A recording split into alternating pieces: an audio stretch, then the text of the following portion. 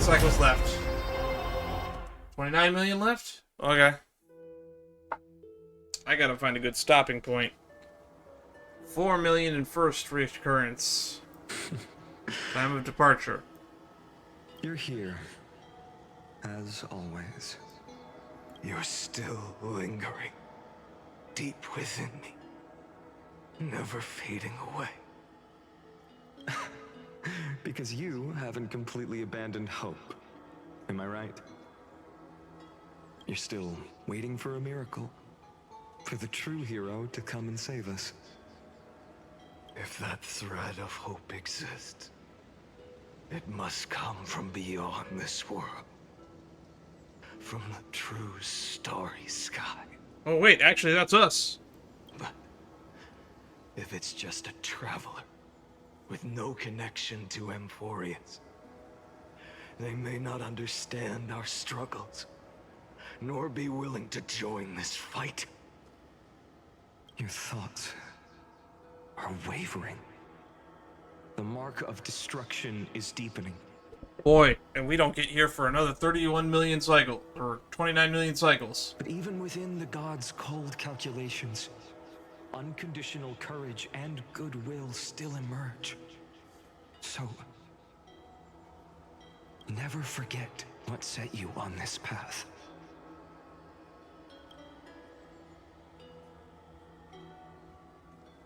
How many times has it been? Remind me again. My memory is a bit fuzzy. 4 million and 1. 4 million. Exactly. I mean, this would be 4 million and 1, but yeah, 4 million previous ones. Then that blaze inside of you must be burning hotter than ever. Yes. When I first forged the 12 core flames into one, I had the same impression.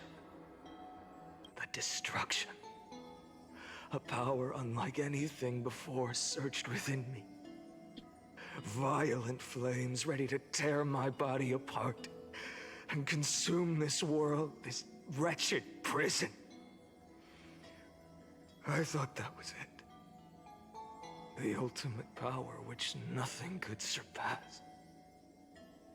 And yet now, this fragile body holds a staggering 48 million core flames.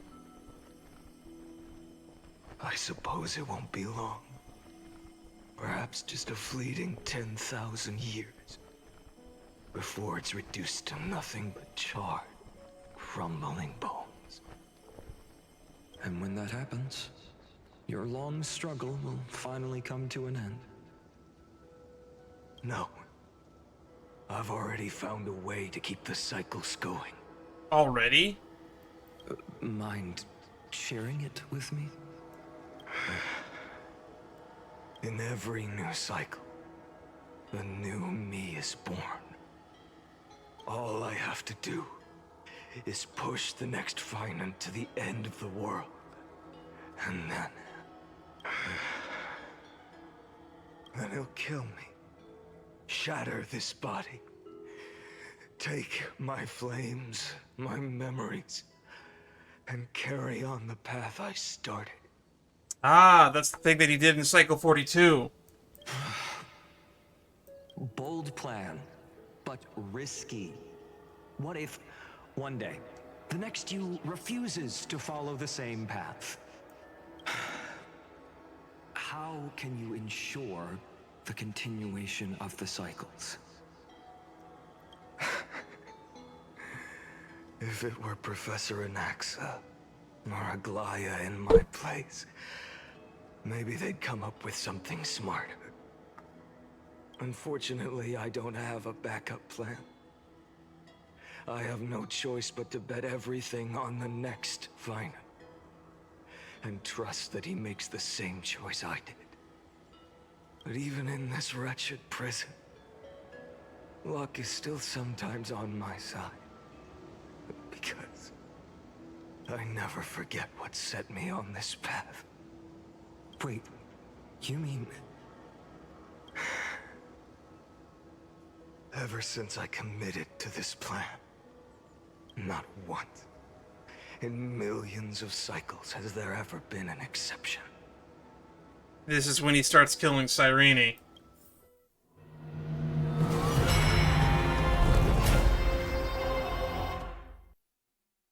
Only 9 million. We're skipping ahead a lot now.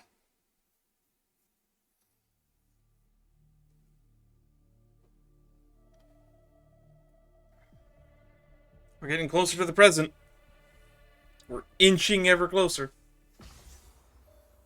23 million. 10 million to go, roughly. Or 9 million, I guess. I can do this, Lord Finan. As the demigod of the sky, a healer of Twilight Courtyard. I will heal you. I was about to say, we haven't fought this boss yet. The black tide. It's consuming you. You can't hold out much longer, demigod. Hand over the core flame. Let's put an end to this suffering. Now, that just won't do. A healer should stay composed in front of those suffering from illness. Shouldn't they? Hyacinthia. Alright. Oh, I actually get to move this one. You will bear the blazing sun until... Return the dawn to this world. I swear, your deaths won't be in vain. Just as they have never been. Bring tomorrow to this world. Let the sun rise. Finish the sun's work. It's the Recompense. Yikes. I believe in you. You are the Chrysos heir of world bearing. The one who can lead us. Lead this world. It's just... I don't understand. Within the sun upon your shoulders, That's his neck, but okay. the part of that I mean, he does world have it on the should come pauldrons too, actually. from an ordinary person. It's so faint. My humanity is indeed just a flicker compared to the blazing fire of divinity. I'm trying to remember what the scientific law is for that, but when you have a bunch of lights, the brighter light physically causes the other ones to dimmen. Even so, don't cast it away. I have rejected my humanity, Jojo! I never have. I would argue you kinda have. I have kept everyone's wishes close to my heart. Even though the divine fire burns so fiercely that every time I return to the start, it devours me in an instant. Each cycle, it's your wishes that guide me to the end, that pass the flames to the next me. Over and over and over again. Hyacinth's partially responsible for this? So, you're not just a lone spark in the dark. You're a pyre built from the bones of all the selves you've left behind. But what about you? What about your wishes? The wishes of all the countless versions of you. That is a good question, Hyacinth. You don't have any. Lord Khaslana. So that's how it is. Without flaw. That is the flaw the golden blood gave you. The most fatal flaw of all, isn't it? Being flawless. The moment you took the world upon your shoulders without hesitation. You lost the chance to ever be yourself. Now that is an unexpected revelation. Then I suppose That makes me the perfect fuel for the flame of deliverance, doesn't it? No, Whatever. I don't think so. an empty flame saves no one. Man, I'm starting to like Hyacinth more and more. I still believe in you, Deliverer. I, Hyacinthia, the Eye of Twilight, am neither strong enough to command the wind and rain, nor willing to end this absurd struggle by letting the sky fall. The only thing I can do is become one with the sky itself. And then, may the gentle colors of the rainbow paint your sun in shades it has never known. May they bring Amphorius, a rosy-fingered dog. Yep, alright, here we go. Though the light has grown dim, its warmth still Hyacinthia, Eye of Twilight. Deliverer, please, open your heart to me. No matter. Let this blazing sun fill the sky with golden fire. Here we go.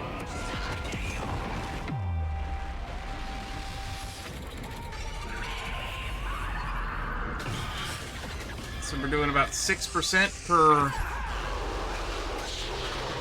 per bounce skill. Quench the flames with blood.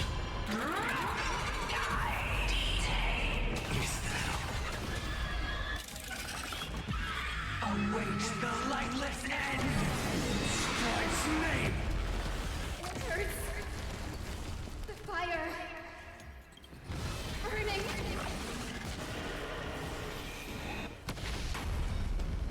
I forgot her thingy reduces max HP, so she actually could probably win this by accident.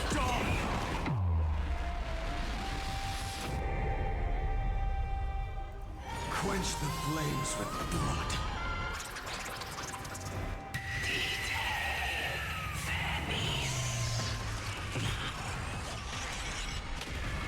Remember this agony.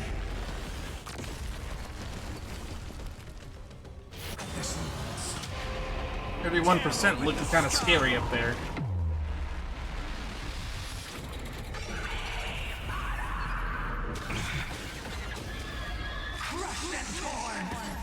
She's 67%.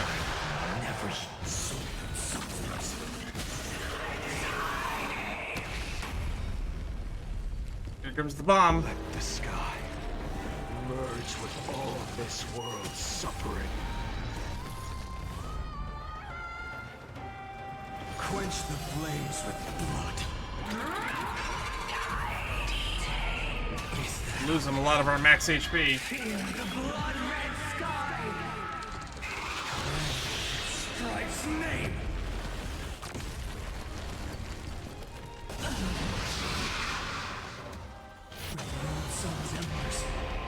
Here we go.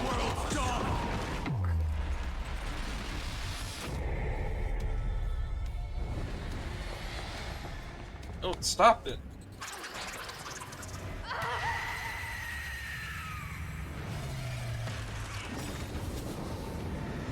Farewell, Hyacinthia.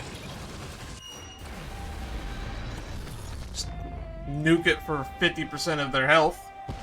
Yes, your sun burns hot enough to turn everything to ash. But tell me, how will the seeds of a new world ever take root? That is a good question. The core flame rose.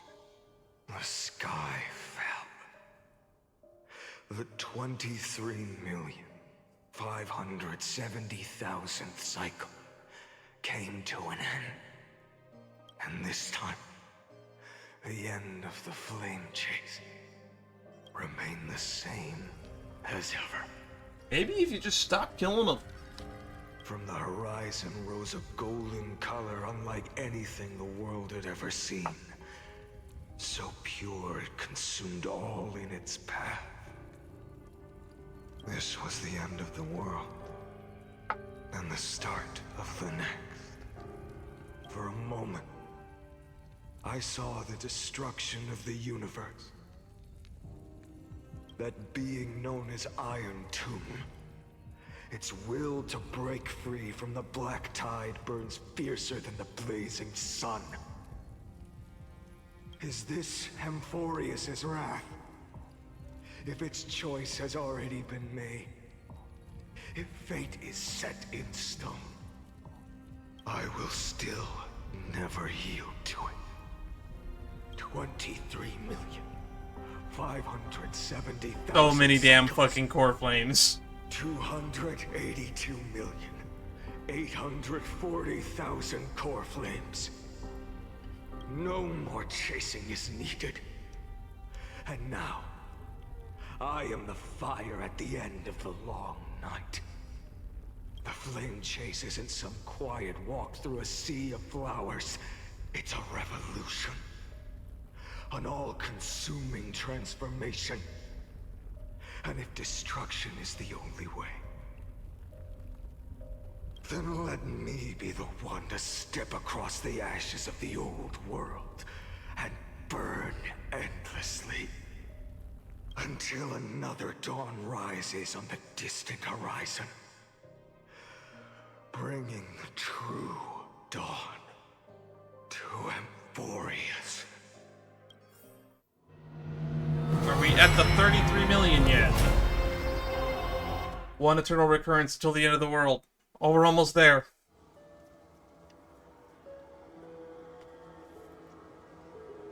$33,550,337. This is the cycle you're about to enter. Countless memories are flooding in. Oh, we're finally at actual Finon now. Khaslana is dead. We killed him. Versions of myself have stood here, facing the same choice. They all needed a moment, just like you do. To stop, to breathe, to process the weight of 1,000,000 lifetimes worth of sorrow, pain, and struggle. And just like them, you will carry those memories and that fire into the chaos of rebirth. He got a whole lot more powerful just from killing himself.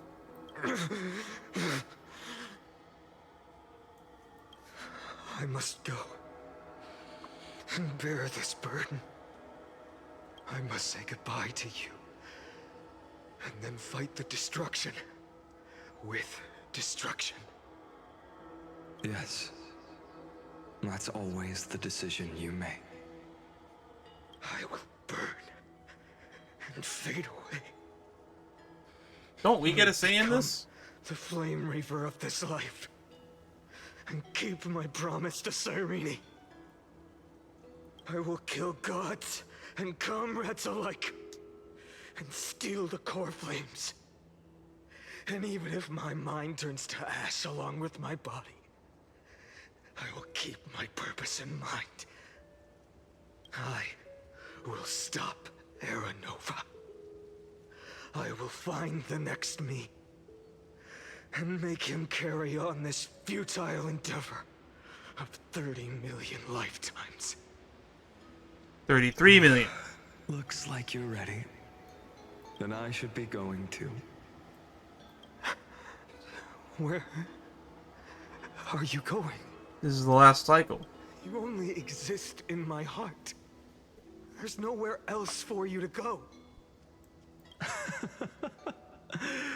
Do you remember what she said? The dreams you had as children. The deliverer in the prophecies. A real, living, breathing person. You finally found her. Hello, I am still here. Friend. I am being pulled into your memories. Is there anything I can do? I don't have an answer for that, my friend. I'm sorry. I was supposed to send you home. This is my flame chase journey. You were never meant to be a part of it. No. You know the truth. If Iron Tomb is born from Amphorius's fate, then it will bring ruin to the worlds beyond the sky. And all these countless lifetimes you've spent, it's all been for the sake of defying that end, hasn't it? Yeah, we're involved in this whether you want to or not, buddy. In millions of cycles, I've said goodbye to each and every one of you. Yet nothing ever changes. Each time we speak, our words grow fewer. Your fire burns hotter, and you're getting closer to becoming pure rage. A vessel of hatred. So what if he just starts ditching the core flames in him? He didn't need to, like, keep the new core flames every single time, right?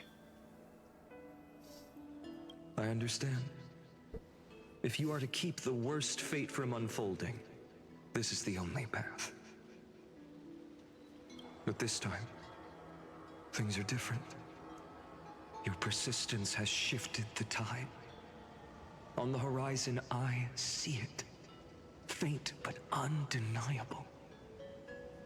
The shape of dawn, breaking through the eternal night.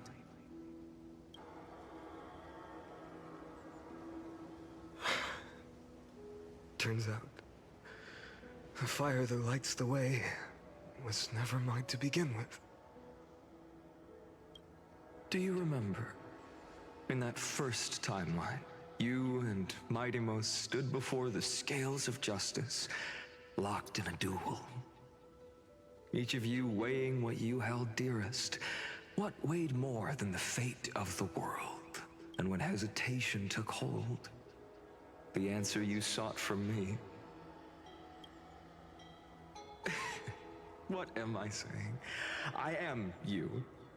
Even if you buried me deep and chose another path, that fact never changed. Then let's try again. When you stood before the scales in hesitation, the answer you found in your own heart, do you still remember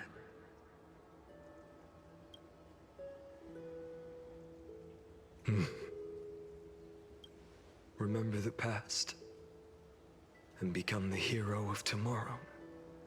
What weighs more than the fate of the world Let's is hope. the resolve to shoulder an immutable past and carry it into the future.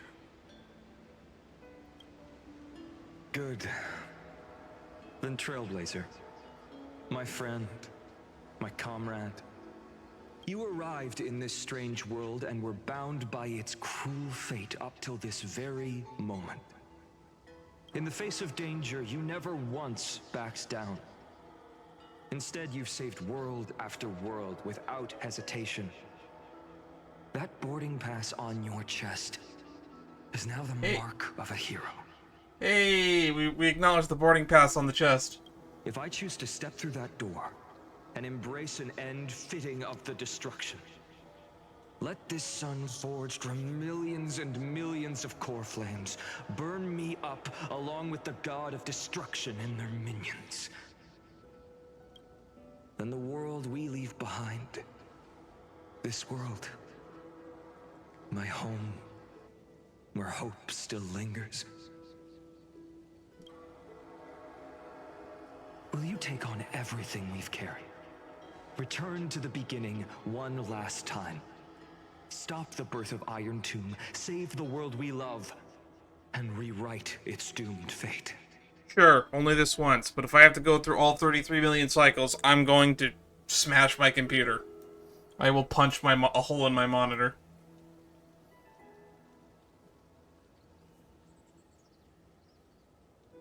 I will stop the completion of Iron Tomb. The fate of the universe, or the cosmos, is at stake here. Good. In that case, even this fruitless wasteland may finally bloom with flowers. So...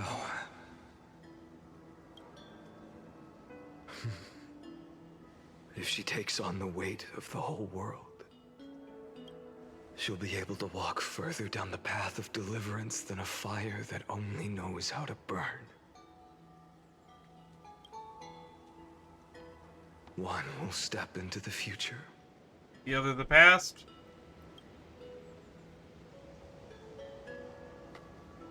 One will remain in the past.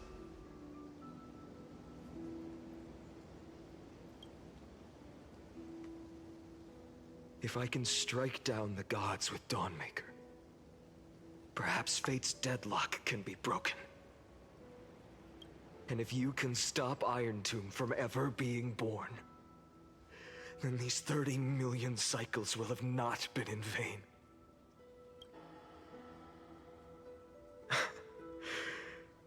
It's time to put our teamwork to the test, partner.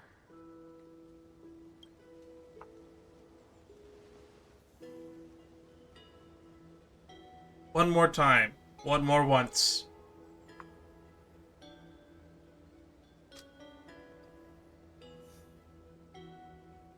Let's both be the deliverer. Thank you for all you've done already, friend.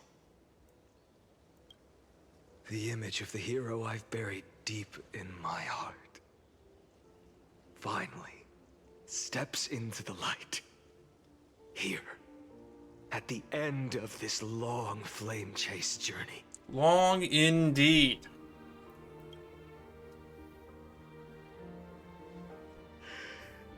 Cyrene, a page never seen before has just been turned. Lend me the power of time, and send this hero back to the origin of time. Back to your side.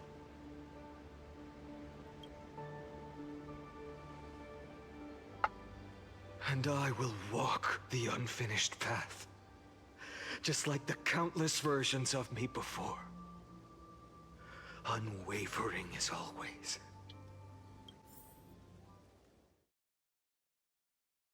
Cycle 0?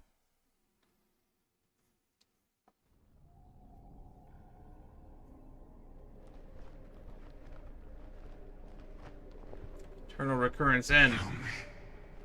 Will you be the blazing sun, even if all of you burns to ash?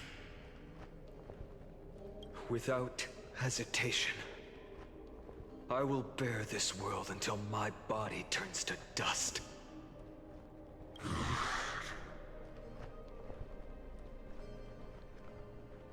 Remember this moment. Remember your friends who never lived to see the world's end. Remember their final wishes. And let the purest rage in your heart rise out of those wishes.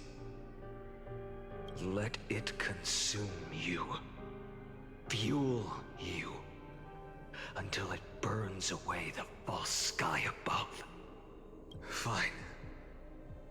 If I can defy fate, then in the name of world-bearing, I promise you, Carefully will never forget this. Alrighty. Now what? Take it. Everything I bear. Keep on burning. As long as we are never extinguished, the flame chase will not end.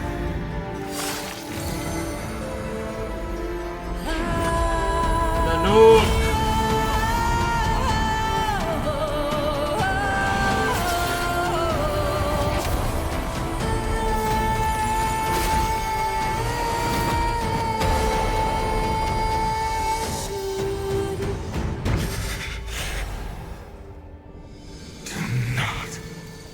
Bow your head to them.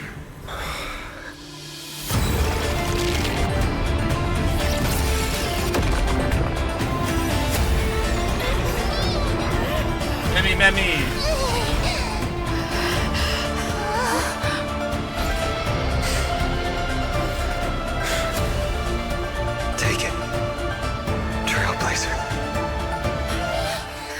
May this blood be like gold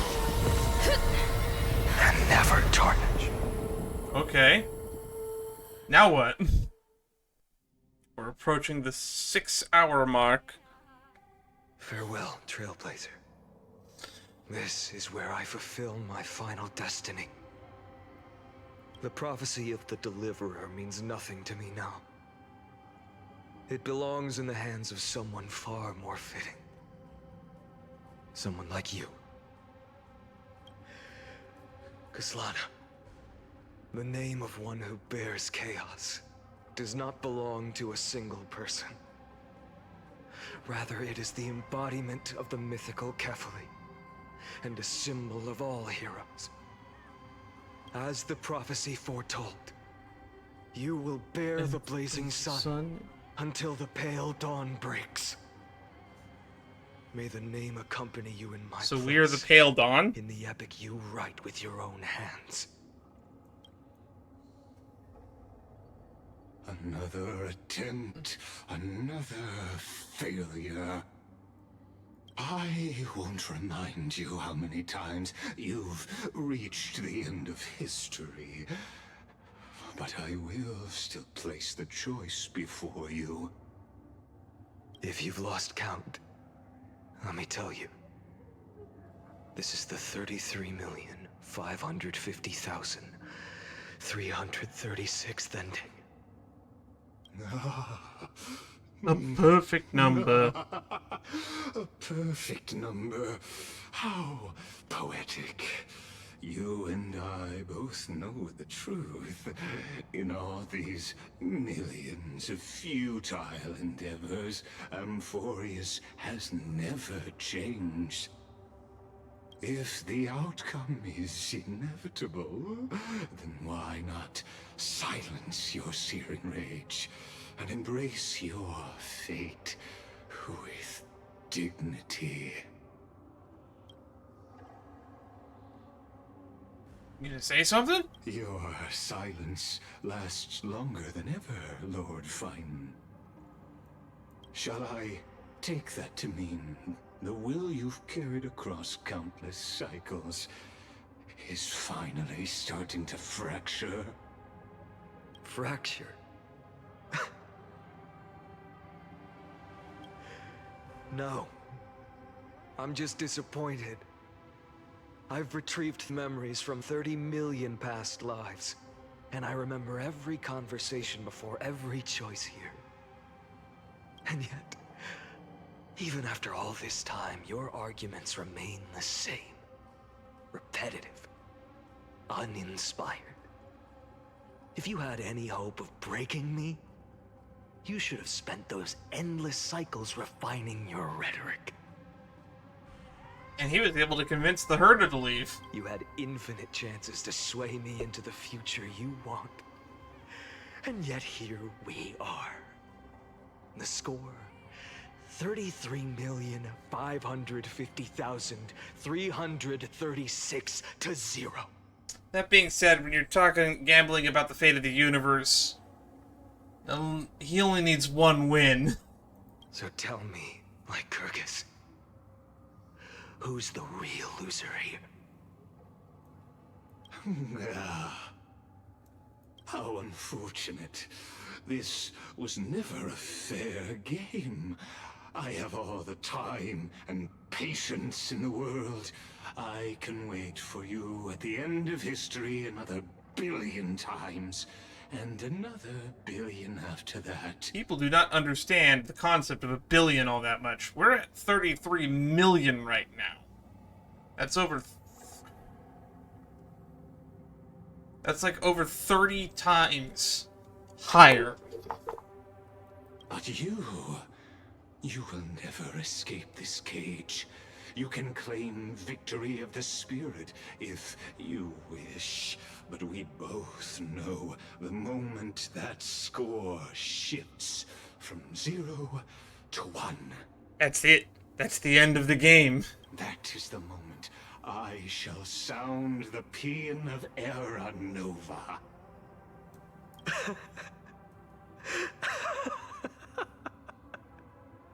Lord, Your incompetence disappoints me. But what truly makes me laugh is your utter lack of self-awareness. Think about it. In this story, who is truly the one in chains? Who is the one shackled to mindless vengeance, mistaking courage, the courage to rebel against the gods, for foolishness? You...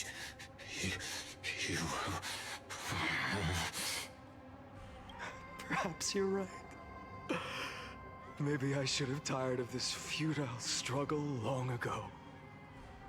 But even so, I will never accept the mercy of your release. Because you are both a prisoner to the gods and to me. And tell me, what right does a mere prisoner have to speak of fate and choice? What right does a mere prisoner have to look upon my fury? Gonna just smash him to bits, huh?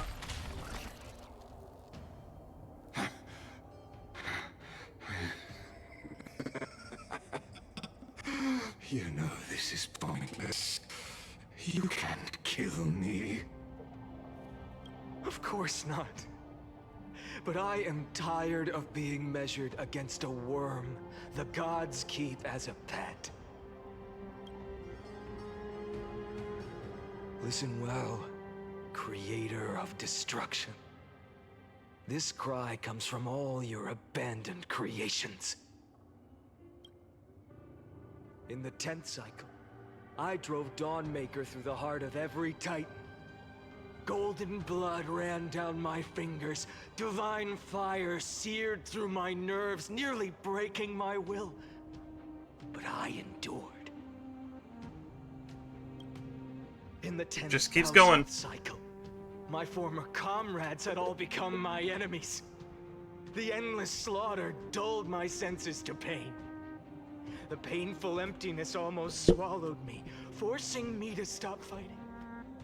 But I endured.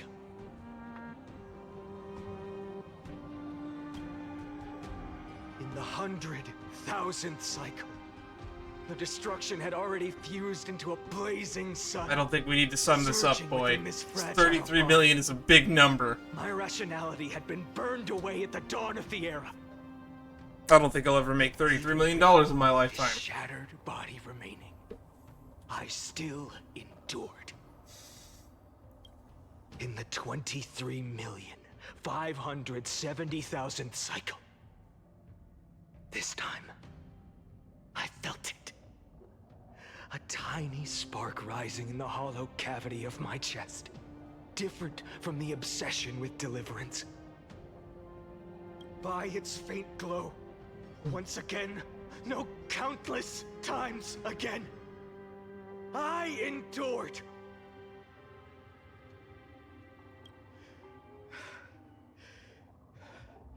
Now, a sun is about to fall, ready to incinerate this absurd space-time dimension in an instant. That sun is me. All the countless versions of me from the past, along with my countless brethren, dragged into existence against their will, drowning again and again in your golden blood. The very essence of this world's suffering and despair, fused into the purest hatred, the fiercest rage. Nanook, you arrogant fool! You think we were born to only serve as fuel for the fire? Fine then! Good thing we taught him about Just as Nook, you right? wish, let the fire burn!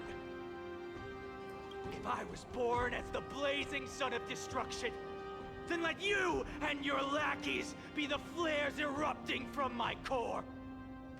And let this rage, burning futilely for 30 million epochs, engulf everything. And grant you a dawn where all stars burn to ash. Warning, warning, warning. Experimental anomaly detected. Subject Khaslana failed to load into buffer zone. Memory dump irregularities detected. Legal references. Undeclared objects. Unhandled methods. Uncaught exceptions. Anomaly. Is detected. Destruction. Energy. NA. Nanook. Surging. Oh, is he calling out Nanook? Is Nanook gonna show up? Oh, cutscene! I wonder if this is the animated short that's on YouTube.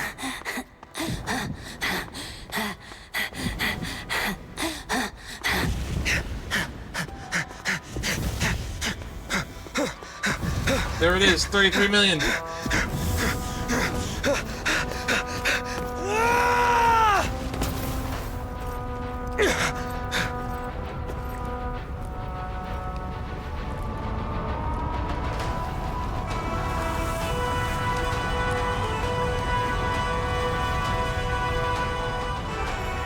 Are you the ready, path of space? Nanook? Oh, there he is! Brought you destruction!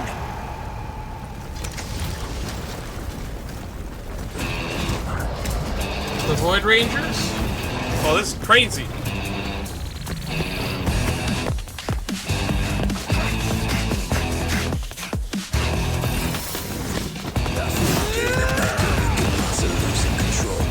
Oh wow, we're getting a whole music video here.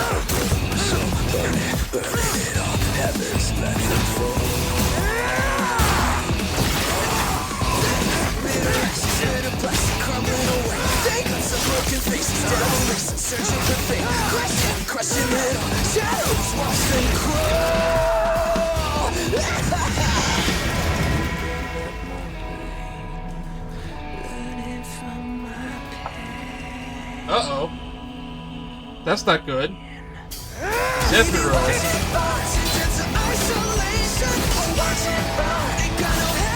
That's supposed to be the strongest Ravager right there.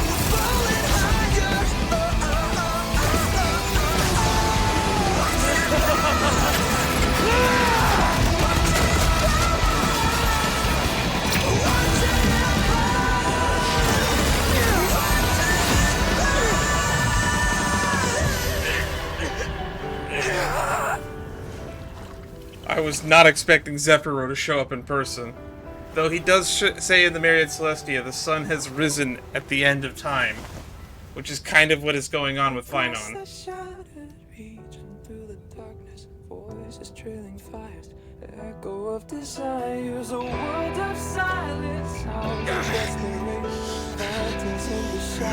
The sun has risen at the end of time.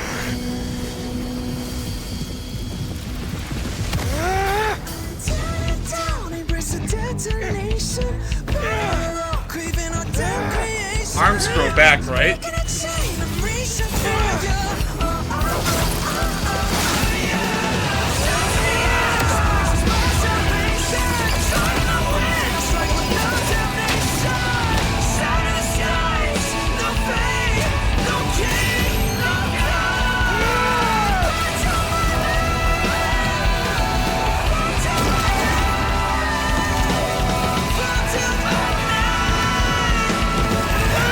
Getting a little bit extreme.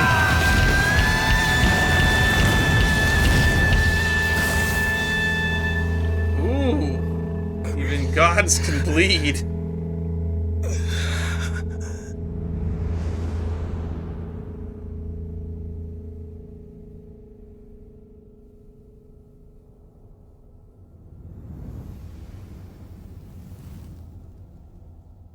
Or not. I guess gods don't bleed.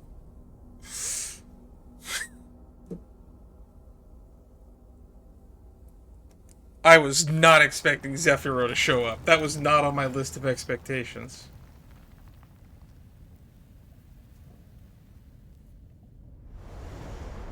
Okay, now we just gotta go to the past and stop Iron Tomb from being born, I guess? My wish is to fulfill everyone else's wishes.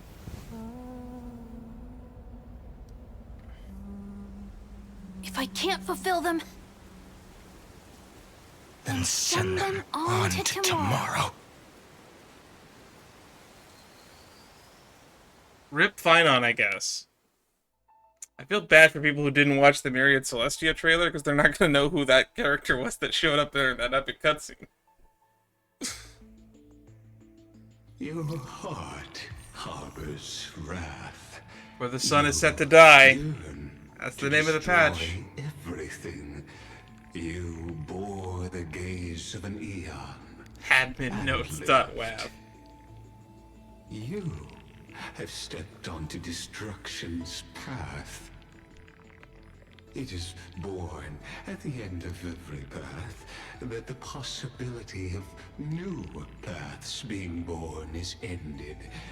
It burns away all in the cosmos who rule, that the rules of the cosmos be destroyed. I have prepared a present for you, Nikos 864. It is a wrath called Finan. From the beginning of the experiment, Anthem is your name, there Lord were Bravenger. 12 Destroy the sets of erudition. factors incorporated Born in the experimental grounds of Aeons and Forest, destined with the erudition to burn to cinders. I prepared a present for you. Nikos 466. The wrath called Finan. Above the rest. After 33,550,336 iterations, now his fury has grown to be without equal. This is a matter of considerable interest to me. This pure hatred is the final root of the equation. But there is another variable. The nameless from beyond the sky. Also a pathstrider of destruction. I give thanks for her arrival, allowing Amphorius to turn once more. But after fate has begun to turn, her existence will only become an unpredictable variable. The best kind of variable. Perhaps the time to take the stage has come.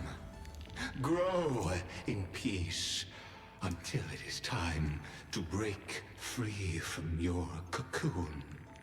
So I guess this is confirmation that For those unwelcome audience members, Blagus is some sort of you admin. need not worry.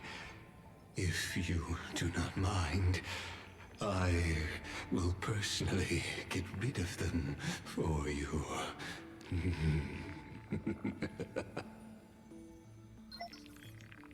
Visitor verification, blank, blank, blank, blank. Override protocol engaged, access approved.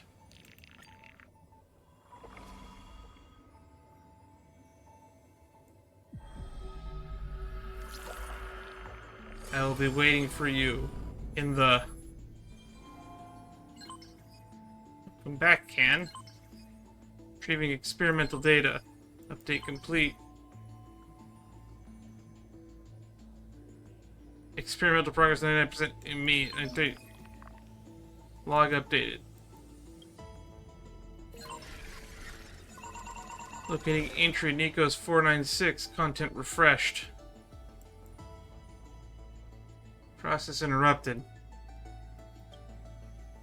Track World Bearer Premium Mobile Hatred.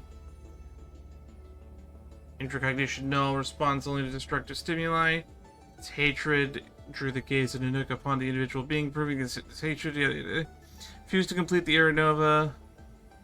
Through resetting the experience, transferred memories to the core flames of the next self, thus forging an eternal reoccurrence to ensure Iron Tomb would never hatch from Amphorius and affect the cosmos. The end of the 33,555th dead loop, it attempted to destroy itself through destruction to create a logical vulnerability in the world-bearing path. It has now been merged by Iron Tomb. Track time pre-mobile melee. Current location unknown. Trickery. Desire. Operates based on primal instinct with self-gratification as sole priority. Electric signal when the action displayed severance revenants. as the simulated path of elation. It walked into self. Okay. Trickery was elation. Cool. Cool. Epicrea. Track death. Premium mobile peace. Highly suppressive deviant behavior. Decisions based on the principle of minimal disturbance. The latter stage is iteration. The Death Titan. Single entity split into symmetrical selves, giving two factors. The cycle, however, two actors experienced profound divergence. The threshold of equilibrium was breached and tipped towards destruction.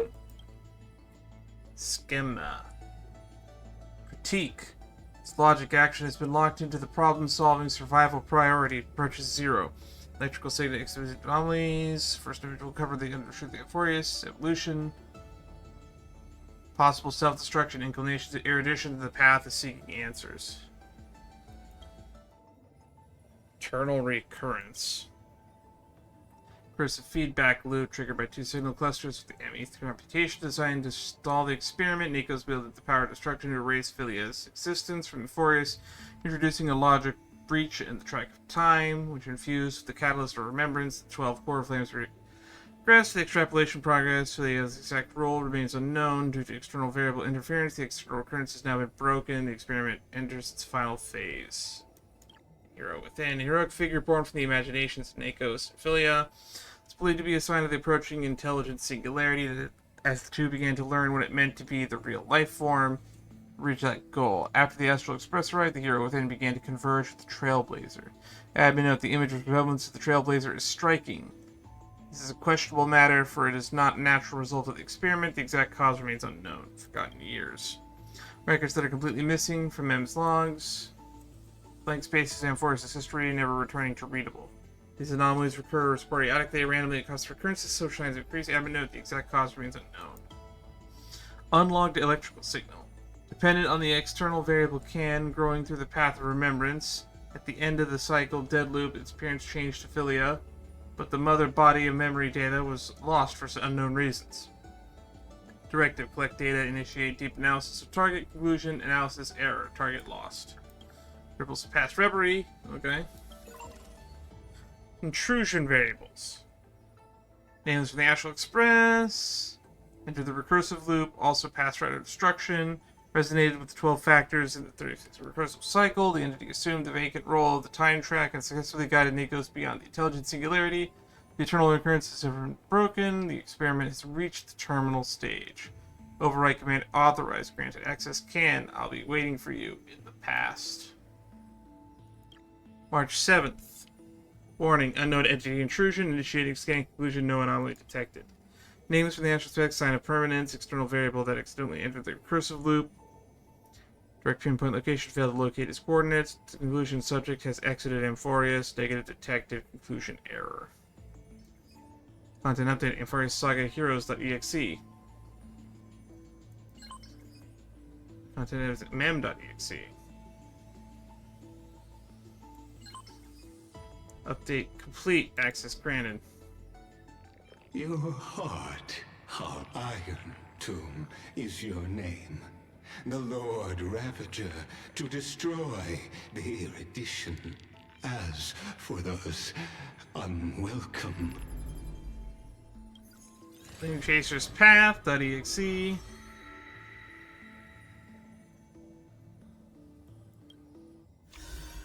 Mysterious foreign guest, Evernight.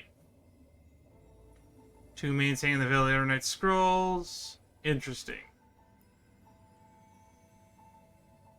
Mumblings of time, the voice of someone I once knew. Seismic walking dragon, Terravox. Deep within the earth lies a whisper from age's path, ancient gaze. Interesting.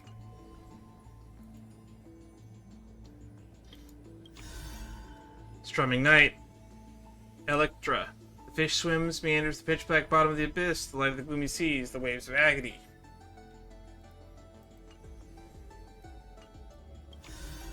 Chessmaster Monarch, Cerydra. Time flows, dynasties rise and fall, people crowd as a ruler desperate for guidance, the sovereign. If the death of the sovereign can bring victory, there's no price and everything is just a chess piece. On the battlefield against the gods, the victory is always outweighs justice. Okay.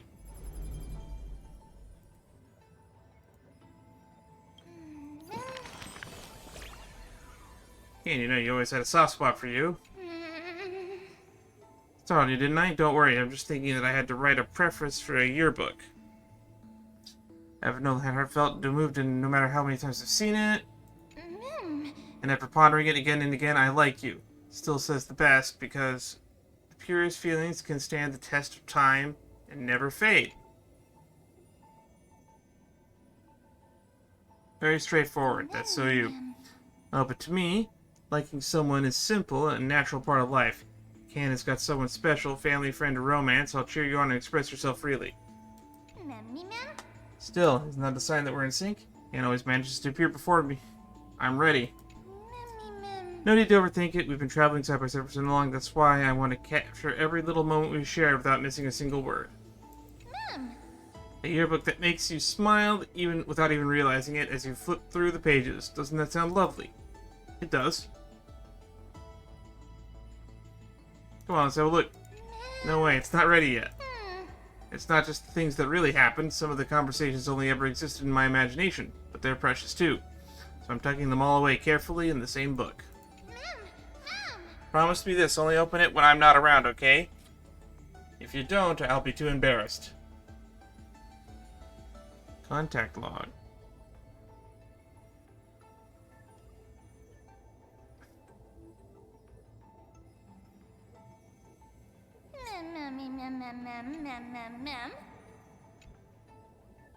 Interesting.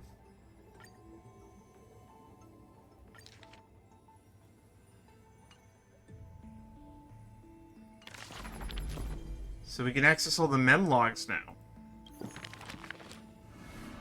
Now for the Amphorius Saga of Heroes. This is Prisoner in Flames now, Demise Scholar, Weaver of Gold, Last Prince, Servant of Death, Fleet-Footed Traveler, Healer of Light, Wave-Strumming Knight, Seismic Walking.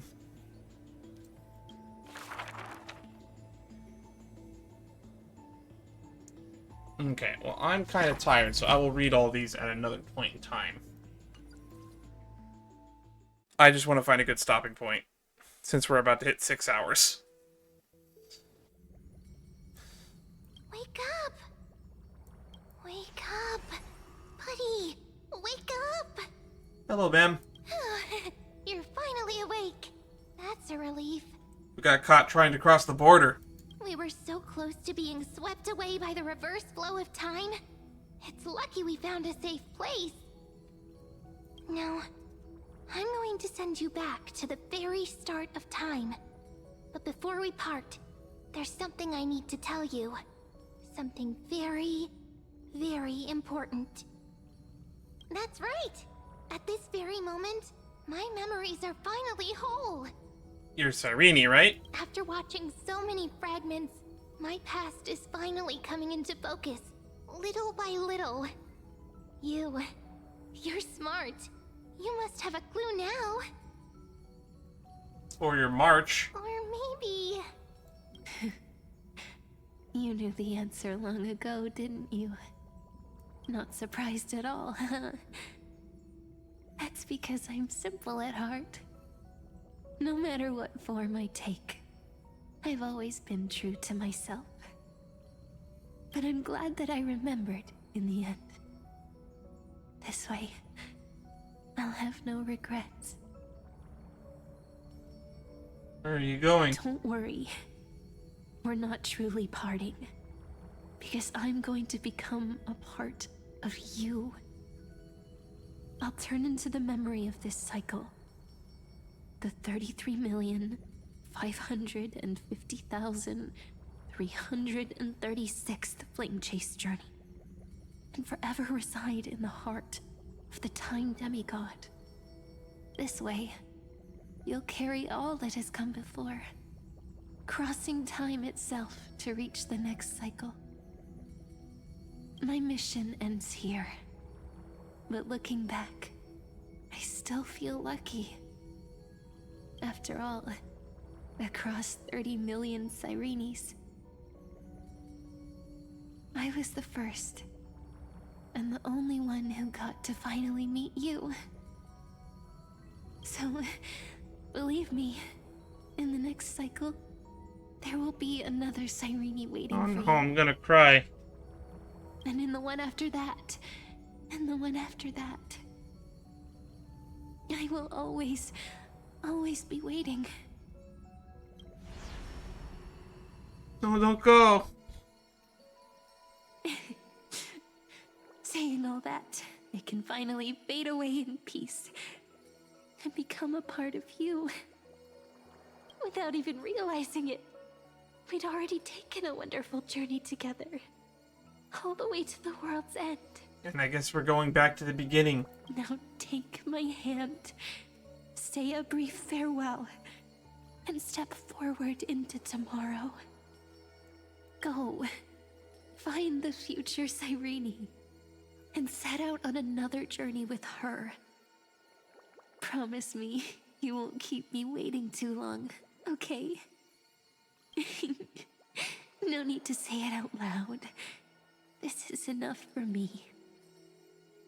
It's time to go, my dear friend. May your trailblazing journey always be accompanied by a cool breeze and rippling waves.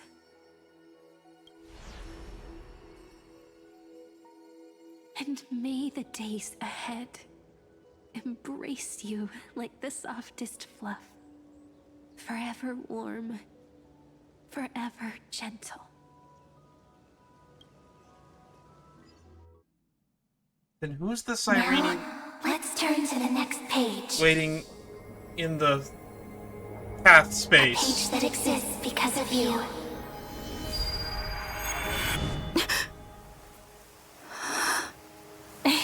Back to the Is beginning. this a meeting ordained by fate? Or a long overdue reunion?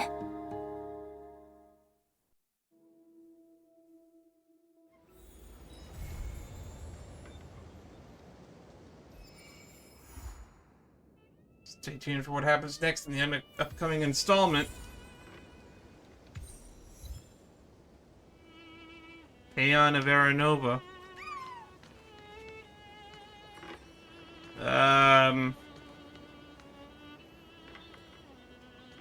I'm gonna go to bed here.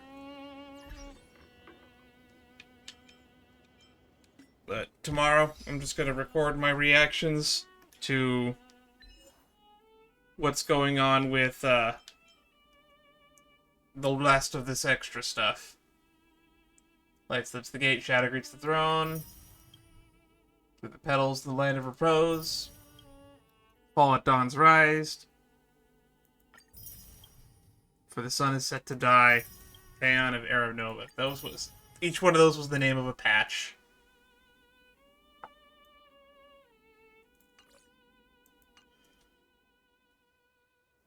Alrighty. See you in a bit. Alright, so, I went to bed at 4:30 a.m. It is now practically 8:30 p.m. or 9 p.m. now. So, it's a little bit over 12 hours later. So let's just, wrap up these epilogues. Apparently there's a quest that shows up at the Vortex of Genesis. And then we'll read through as I've written, and then we will have completed all of the content that I would like to get out of the way before we start doing events and pull streams. That way I am now caught up on story, and am not constantly being plagued by a bunch of spoilers in my YouTube feed. And then once I'm pretty much done with spoilers, we can go back to live streaming. So what's going on with Cyrene?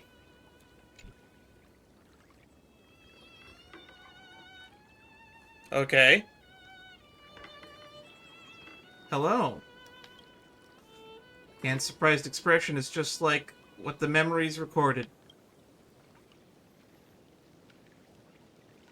You know me? Rather than knowing you, it might be better described as I remember you. That's the same thing in my book, personally.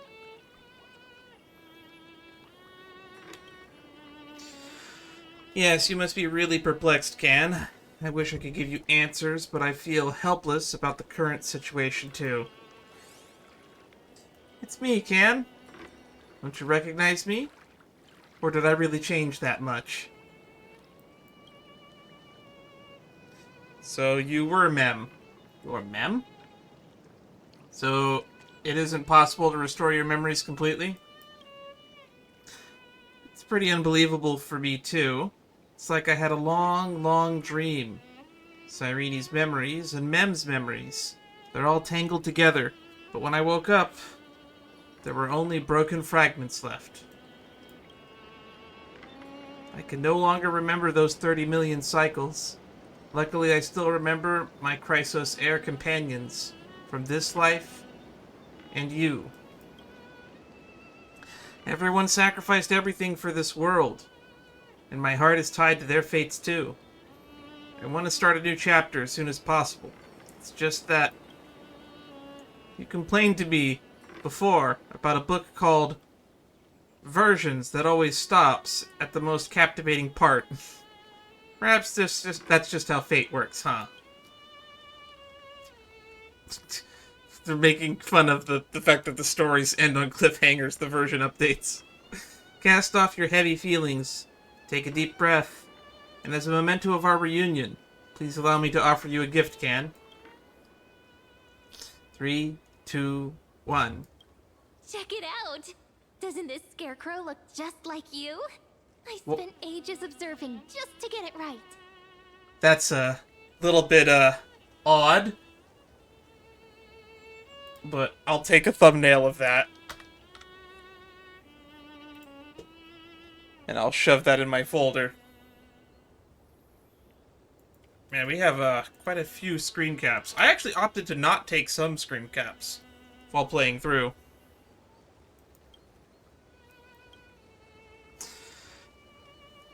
Now we've also planted the seeds of the Trailblaze and Idis Elysiae. Take it as the start of another journey. And when the time is ripe, let us return here and write the next page of our story together. In case Can feels up to it before we set off, you can come find me anytime. I'll be waiting for you here. Oh, they put the hat on it! The scarecrow resembling you in both form and spirit, smiling at you. This is Cyrene's welcome gift. Do you remember what she said? If you're in the mood, go play with her.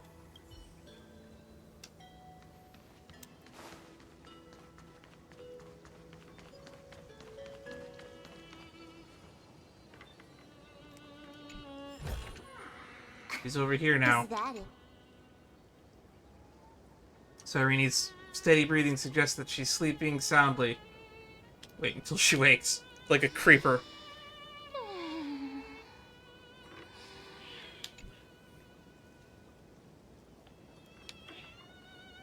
That was a long nap. Ah, it's you, Can. Why didn't you warn me? Did I keep you waiting? Well then, what should we do next? I want to do something meaningful. We can hang around here and get to know this place better. Great idea. Let's take it easy and go for a walk. I'll be your personal guide. How does that sound?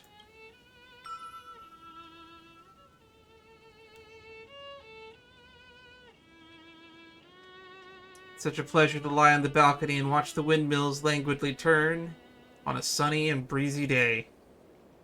Let me tell you a secret. These big contraptions that turn amidst the winds aren't just decorations. Are they milling flour? They have mills in them. The villagers use these windmills to grind grain and bake tasty bread from... Okay, I was right. Why don't we lie down and enjoy the windmills together? It's okay to fall asleep. Someone will bring you bread and the warm fragrance will wake you up. Round and round the windmill spins. So slow. Oh, so slow. So slow that it's like even time it. They didn't even let me finish the voice line. I was so groggy I fell asleep. We got some memory shards out of that. Weeping grasslands of yesterday.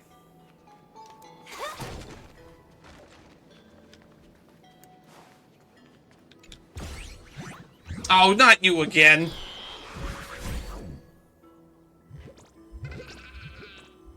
Alright.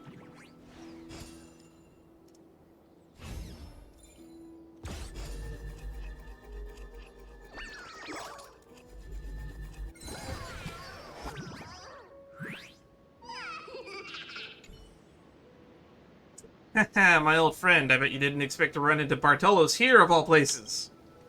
Whoa there, judging by that look, you're probably thinking, am I seriously seeing a ghost right now?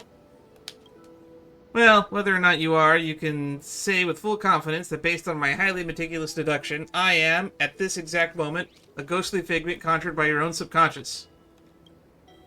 Don't get it twisted. First, I am the one and only Bartholos. Second, the real Bartholos truly wouldn't be in Idea Cilicia right now, normally.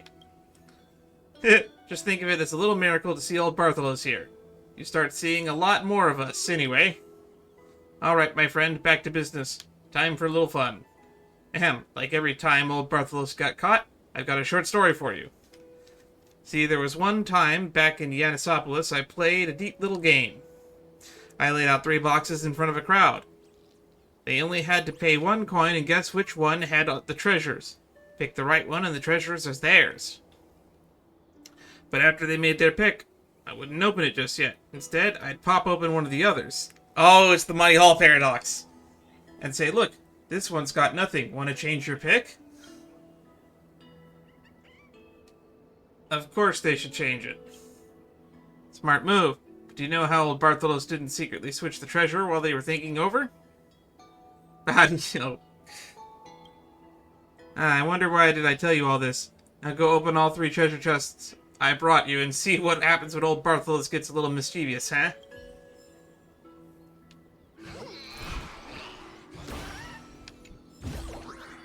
Wow. What an amazingly ordinary find. There was stuff in all 3. Still here. Now we can just talk to her normally. This is nice. Just having you here makes even ordinary feel enchanting. There's still plenty of time for leisure in Adis Elysiae. You should come visit me often. Obtain 100 memory crystal shards. Oh.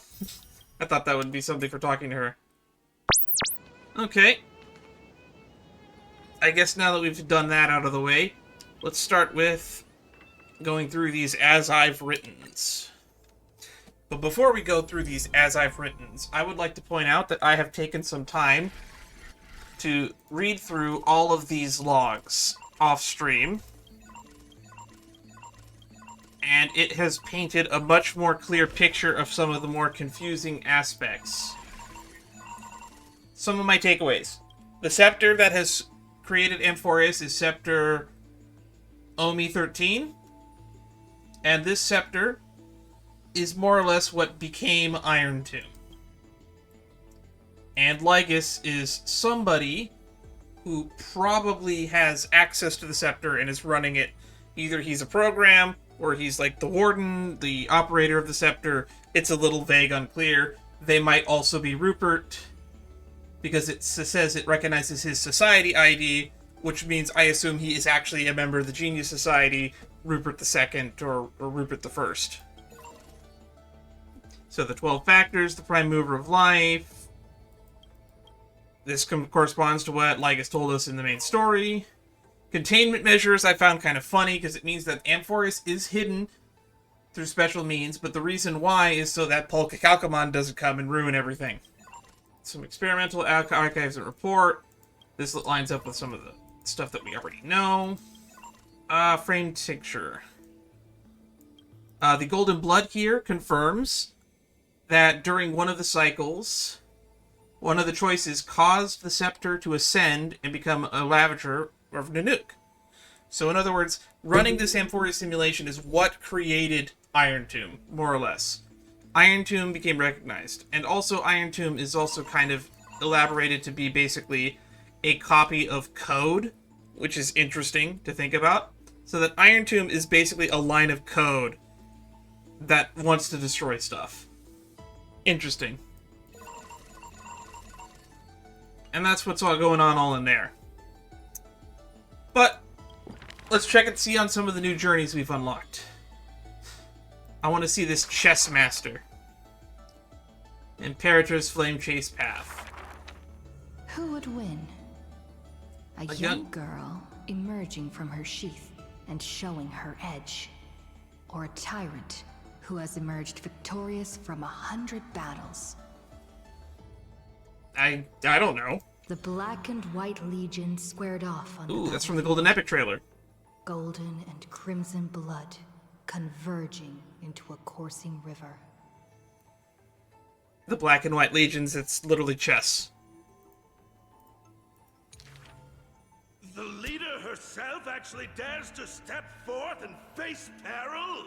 The tyrant charged toward the exposed gap in the king's flank, and instantly fell into a trap of raging flames and iron rain.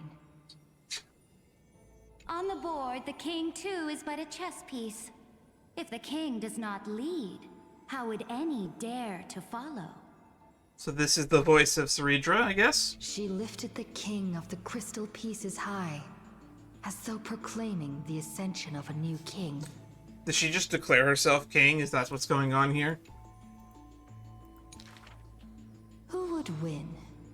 The holy city that stood for 1,000 years? Or the foreign city-states, invading from 1,000 miles away? You always gotta bet on that home field advantage. Hollow hatred ignited the flames of war. The besieged walls of Dawn tottered. Only a miracle can save us now. The cowardly elders barred themselves behind closed doors, while the trembling citizenry knelt and prayed. We are talking about Akama, right? There is no need to panic. The miracle is already here. The Miracle of Genesis? Under the banners dancing like waves, the burning crown shone bright as the wheeling constellations.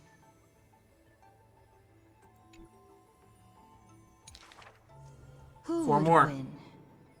The general who saved the city? Or the high and mighty with their privileged authority? I would like to say the general, but unfortunately money and resources usually can win battles that they shouldn't. The guillotine fell, severing the elder's life. The whispers dissipated, and the scales of victory tipped. From this day forth, I shall bring justice to the holy city. Easy there, Robespierre. The people cried out her name Hey, that and rhymed. knelt in reverence, but were stopped by the sound of the scepter of authority striking the ground. Do not lower your heads beneath my crown. This was the first, and also the only Imperator. Imperator. That's what Hycelin's called you. 3 more. Who would win? The heroes bursting with ambition, or the omnipotent gods? The tale of Celiose tells us the former. The Imperator issued the decree. The start of the flame chase journey is at hand. What is that, a newsboy? Perhaps drawn by the grand design to welcome the Era Nova, or perhaps convinced by that king's great renown. Righteous warriors from across the land gathered before the Imperator's throne. On the day the journey began, the sky was an expanse of fluttering banners. The people gazed upon the overwhelming military alliance, a golden city reflected in their eyes. Oh yeah, Flame Chase started. Got it. As for the end of that chess game, the scholars debate endlessly. But such discussions always end with a sigh. The invincible Imperator faded at the pinnacle of power. The crown's flames extinguished in the lake. Okay. The banner, once revered by the people, along with the broken spears of the heroes. Now, a tomb. The people said, Even the sovereign that conquers all before her is no match for fate. All things "Yes," must she end. said. In a war with fate, has there ever been any justice? I would argue no. But then again, I am one who fights against fate. Her design is wacky.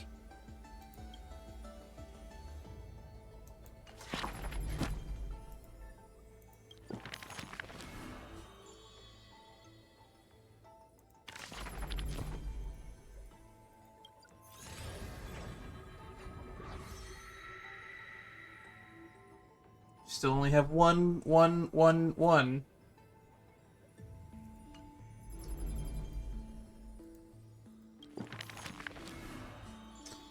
Alright, chronologically. Mysterious foreign guest. Who is this? Evernight. When I called you mother. The gates of the Temple of the Three Fates gently open on the day of prayer.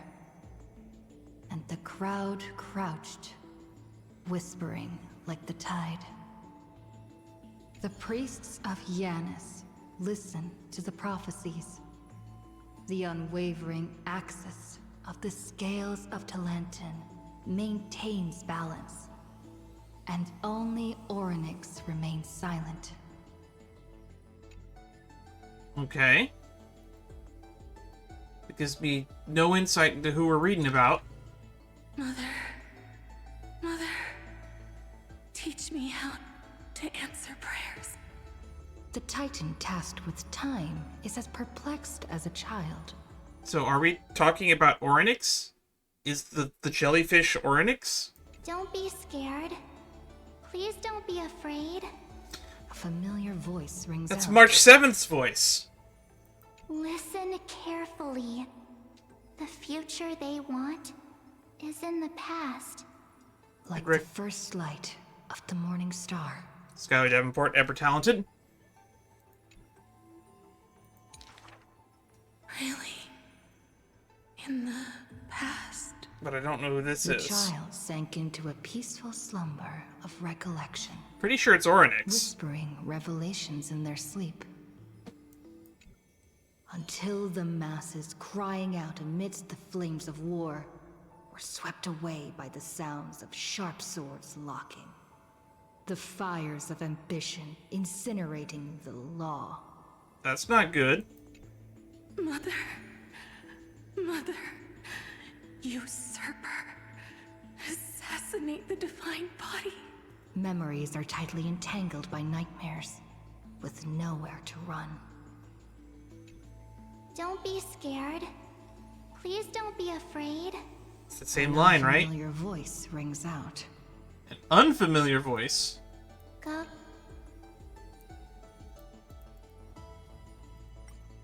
Really? Go to sleep. The ending they want is yet to be born. Like the warm glow of the setting sun. Interesting. Really? Is March familiar or unfamiliar? The child continues to sleep, waiting for the next waking dream. So March is the mother. Is what I'm taking away from this. And the jellyfish is Orynyx, the Evernight. And when they opened their eyes, two of the three fates who once received offerings had already faded from the pages of history. Mother, I'm already all alone. The child let out a helpless cry. Don't be scared. Don't be afraid. Please don't be afraid. A familiar voice rings out in the mirror. Just wait. The stars that illuminate the night will visit in the end. Like gentle moonlight. March is super important to the lore, and I am really on edge about what it is and when she'll be relevant. I mean, she's already relevant now. This is basically confirmation from all the way back in 3.0 that March is the mother that Orynyx was crying out for. But how? And why? The gates of the Temple of the Three Fates now close tight. March has a People page no of that longer data screen pray as to well, the but it's like Titan who all cannot blanked out. touch the world. Within the inescapable dreamscape, the flower stems nourished by the black tide serve as a swaddling embrace, drowning the young child's soul. Mother, help me leave this place. But this time, they didn't receive a response. Only long years of yearning and pain. like the silence of the Evernight. Okay, this has got a new theory. March being the mother of Orynyx makes me think that at some point down the line, we will get a 5-star March character where she'll be a remembrance character, and Orynyx will be March's memo sprite. That's what I'm taking away from this. Days and nights passed. The years turned. Dust covers the glory of the past. The priests have forgotten this titan. That was a short one. That's Orynyx right there. And Orynyx is the jellyfish. Hate waiting. Yeah, this sucks. You're the god of time. They watched over the slumbering sprite, gazing at the dull mirror. But a fleeting mirage flickers in the mirror. The shining stars and the lights of the home. And a strange yet familiar voice. Is it gonna be March again? Wake up! Our familiar old friends have already arrived. Like the newborn dawn. Act concluded. Mysterious foreign guest, Evernight.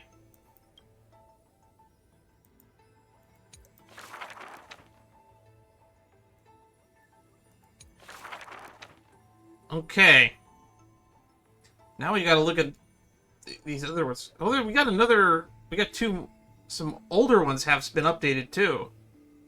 But I'm more interested in looking at these newer ones. Also, I just realized that the order they are probably the order they became demigods. Which I already realize is also incorrect because the Prisoner of Flames is 7th? And there's also multiple cycles, so the order might not be consistent. Anywho, I guess this is the order in, like, the groupings, I guess. These are the Titans of Creation. These are the Titans of... Or sorry, these are the Titans of Fate. These are the Titans of Creation. These are the Titans of... I forget what they are, and then these are the Calamities. It's the order that the Titans appeared, not the demigods. Terravox. The Beast of the Desolate Ancient Land. The ancient chaos. Guess we'll finally get to hear what you sound like. And shadow. The giant dragon's offspring was born from the earth. Sweet dreams had smothered the giant dragon's eyes and ears. And as they slept, the 100 eyes of Aquila had already opened. And Fagusa had begun to stir the playful waves. Yet Giorios remained weighty and silent. Layer upon layer of peaks enveloped the dragon, cradling them in a bed more grand than any in existence. The giant dragons spent their childhood in darkness. We're talking about Giorios still? From the moment their bleary eyes blinked open from haze of slumber, they hungered to feast on crude iron and drink deep of molten lava. You know, if you can eat iron, I would assume... You know, like, crude iron in molten lava, that just sounds like a breakfast cereal for, like, somebody who is, like, the most metal AF motherfucker. Until one day, they raised their head, and with a low, guttural voice, pleaded to glimpse light. Are we gonna get a quote? The Titan lifted them up Nope. by their ribs, slowly raising them. The dragon's spine sliced through the strata of rock, cutting open the soil. And thus agriculture was born. When they reached the surface, they summoned mist woven of the fire of the stars. Okay. As though seeing themselves clearly and in full, through the eyes of a giant bird. I get it, you're a dragon. You can see things from up high. The giant dragon walked the earth alone. The Titan knew they were lonely and terrified too. and so sculpted new beasts from flesh and bone. In that wild, barren world, the giant dragon led the beasts of the earth. Excessively long life gifted the giant dragon with eyes that could pierce the veil of years. All right. They witnessed the separation of day and night, as well as the entanglement of reason and romance. And even Kefali did not neglect to share with them a chalice of golden blood. All right, and this is, I guess, post-ascension of Iron Tomb. The ocean teased, saying, even should the earth sink utterly, they would not rot. The earth will persist. There's always got to be something to stand on, right? They opened their eyes. The giant dragon rarely returned to slumber. And thusly, that mesmerizing dream that occasionally burst forth at night etched a trace on their memory.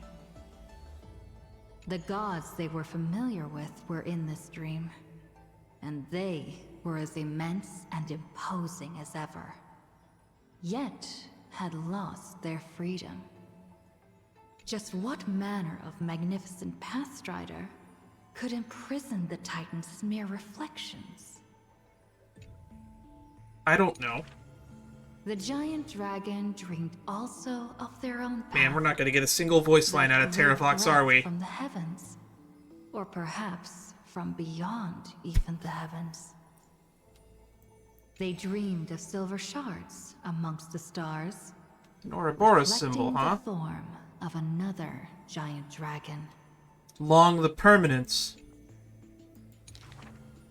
That great cerulean dragon approached Amphorius, the distant whispers roiling, becoming a roar engraved on the earth. They recognized the meaning in that low roar.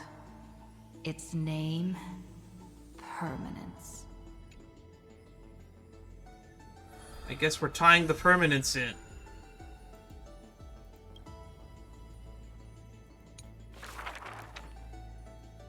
Alrighty. The wave-strumming night. Helektra. Or Hyacinthia, whatever name you choose to go by. Banquet Sonata. The black tide that blotted out the sky surrounded the city walls. The soldiers manning the walls battered from battle. Melodious chords of music were suddenly heard. A single swordmaster had overcome the waves of enemies. They're like the leader of Akima's forces, if I remember what they said in 3.3 or 3.4. The song flowed from betwixt the blades, breaking through formations as a dorsal fin cleaving the waves. That's an interesting image. When the last wicked beast finally fell, shattered into pieces amidst the sword's dance, the Frostblade bore no trace of blood. Frost? I thought Hyacinthia was going to be physical. The legions of heroes under my command are as vast as the sea, yet lack a formidable sword banner. The commander extended a hand, inviting the musician to join. Should a fish separated from its school glimpse a faint glow, it will swim toward the light. What are they? Birds? The swordmaster clasped the commander's hand, as though gently grasping the hilt of a keen blade. When the spray of her waves extinguished the fires of war from the holy city, a golden name was engraved upon the stone pillars. The former commander burned the crown to become king. Wait, I thought Cerydra was the king. Hyacinthia, brave in battle, triumphant in command. I grant you the title Dux Gladiorum. Let us all forge ahead together. During the banquet after the battle, the weaver tailored for her a splendid dress, and the commander poured her honey brew. She would be Fagusa. Her golden-blooded comrades gathered about her, chanting her new name, urging her to play that splendid music. So her birth name was Helektra, and then she got Dux Gladiolus and Hycelins as titles, and that's what we're going to be getting as her player name.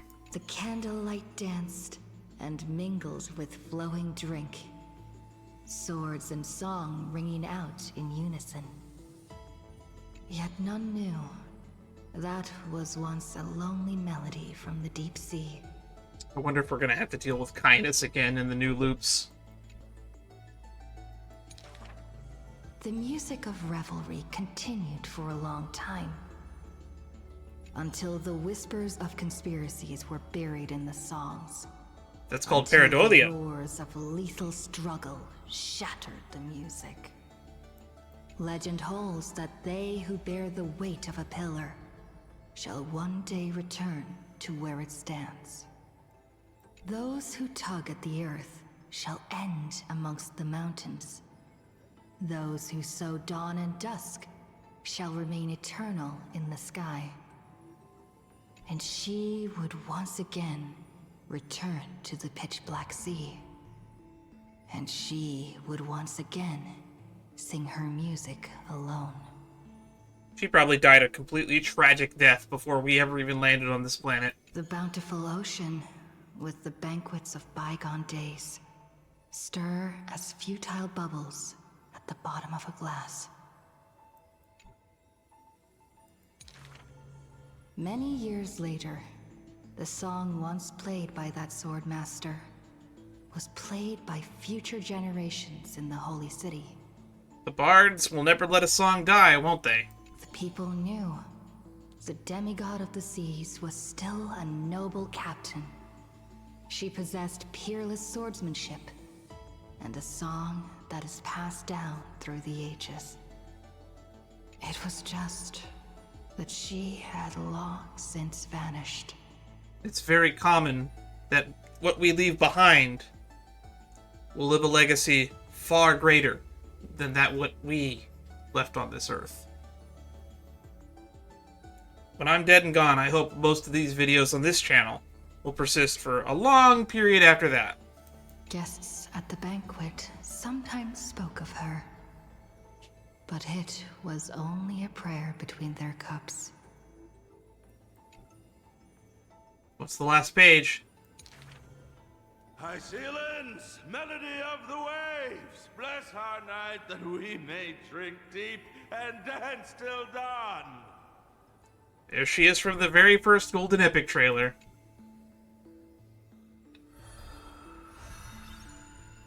One last swan song.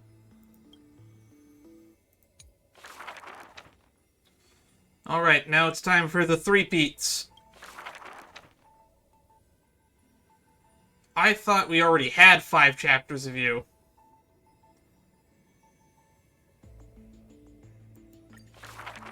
Chapter 4. On that day, the dawn promised by the Skyfather shattered in haste. As the black tide surged, breaking through the walls with relentless grace.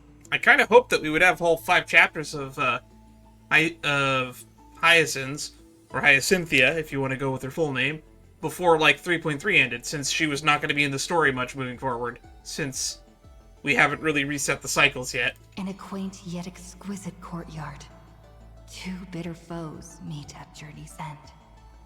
Their fates entwined in fate's regard. With no escape, no road behind, they trade a weary smile in kind. Together, they gaze at the heavens of fire. If I can ever see the faint light again and stay alive. Then, Outlander Nemesis, you I will forgive. Who is this voice line? Outlander nemesis. Not long ago, as the romantic demigod closed her eyes, the girl bottled her tears in sorrow, and once more opened the dim-lit garden wide. Hyacinth's little own Twilight Courtyard. Two figures step into the courtyard's gate. A general of Kremnos, her body torn, by vengeance bound, by fury swayed. A noble of the Holy City, once wrapped in gold, now haunted by a fate betrayed. Oh no, it's not gonna be one of those stories where we have to save the rich old man over, like, the more wounded person, are we? Please tell me we're not doing that. A simple injury, or so the girl believed. Yet the two women met with scorn, their words like blades. Because their children fled in love's embrace, while bloodied pasts left scars in place. Got it. The moms are fighting because their kids eloped together. A feud unbroken by countless years. A chasm carved by blood and spears. Oh, that rhymed. This was a sickness beyond the girl's touch. Yeah, it's really hard to mend generational trauma, I guess. Just do your duty as a healer, girl. Family feuds are like sunlight and storm clouds. They cannot mend. Ooh, that is a bad analogy, because now I'm remembering the genocide that happened to the rain folk at the hands of the sun folk, and then the whole... just go rewatch 3.3.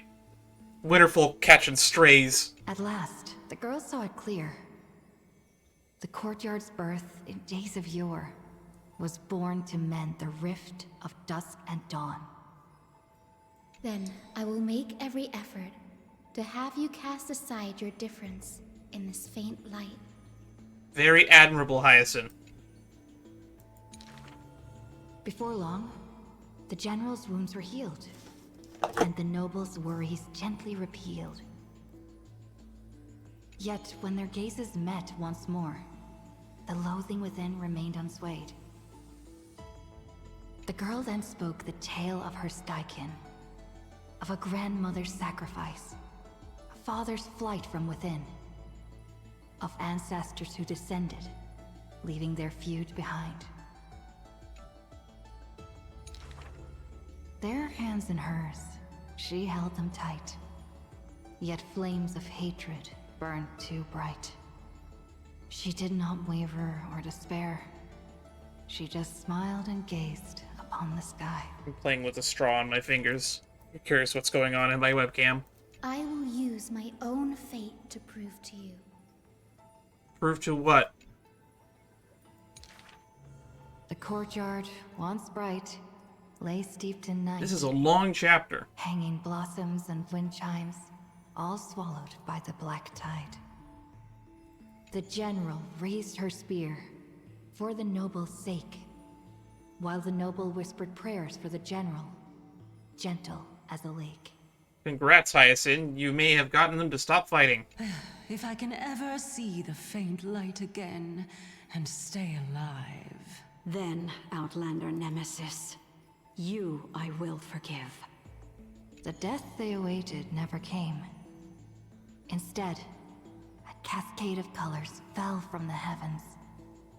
Simply there, protecting them both. So they even survived the events of 3.3, huh? Interesting. The sky still burned, dark and low. Yet her words lingered, a gentle ember refusing to fade. I will use my own fate to prove to you. Day and night can be mended, and so can hatred be undone. That is the quote that I wanted to hear. I wanted to see what your response is. What would your fate prove? That day and night can be mended. Opposites can attract, and so much more.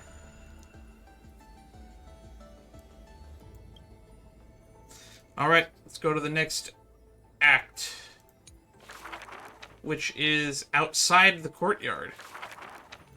Sky Castrum, its ruins, like a blind and weary eye, gazes upon the earth in its dying sight. Alone, the girl remained upon the battlefield.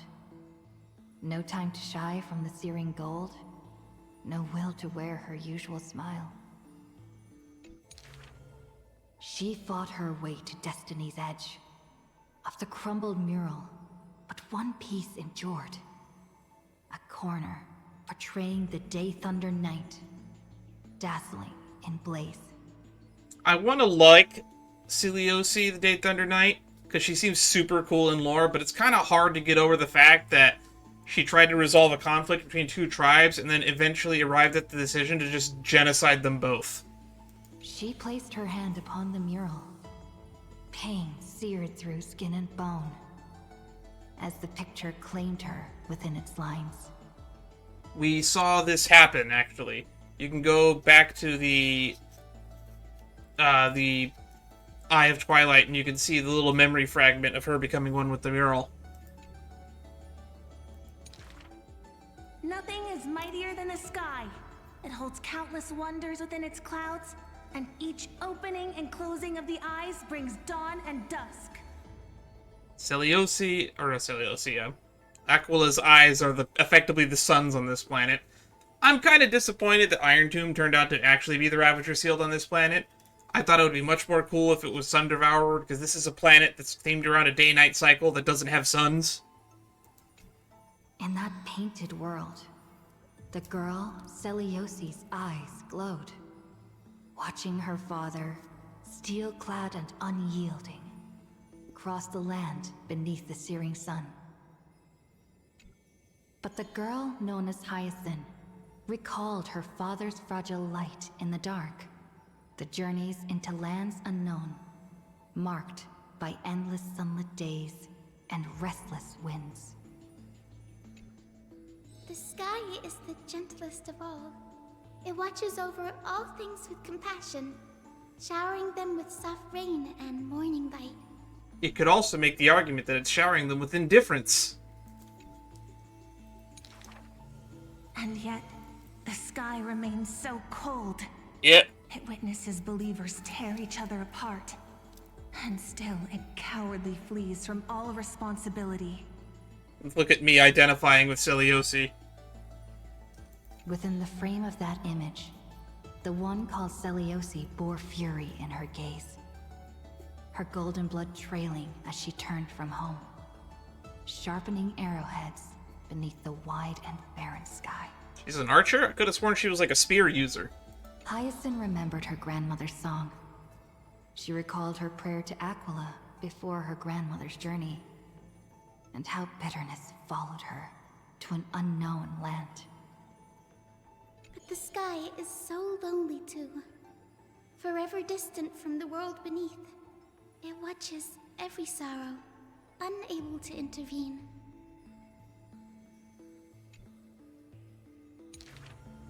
No. The sky must be merciless.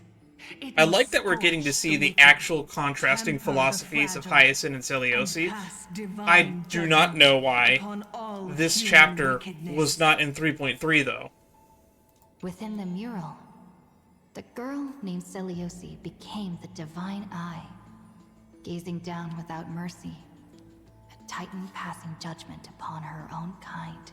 Yeah, if you wanted to pass judgment, you should have taken over Talantin's authority. But in memories deep, Hyacinthia heard their call. The golden threads that shielded all, the burning sun, vast and unyielding, carrying the weight of all the world had known. No, the sky must not forsake kindness. Through its boundless embrace, it carries the core flame of hope for humanity. I don't know if it carries the core flame of hope for humanity, but it definitely is that first thing. It shouldn't forsake kindness, and it has a boundless embrace. The sky, it's so dark, so cold. In the depths of memory, the girl named Celiosi pulls her knees to her chest and trembles. Then please, come sit in my courtyard. A gentle ray of light seeped through. The celestial mural now fused anew. Once more, the land knows favor and boons. And so Hyacinth assumed the role as the Sky Titan. She is the boundless sky. The girl who has now become the sky takes the hand of the girl who once was. Are they gonna fuse? The secret of the sky's greatness. Whenever the anguished earth looks to it, it always offers a smile in return. Hyacinth was such a great character. Mainly because I identify with her philosophically, it's very easy for me to like her. Celiosi, on the other hand, learned all the wrong lessons. They were a shining example of somebody who had a noble pursuit and noble goals, but in the end, their fall from grace was climactic. Alrighty, Prisoner of Flames, you are no longer the nameless hero.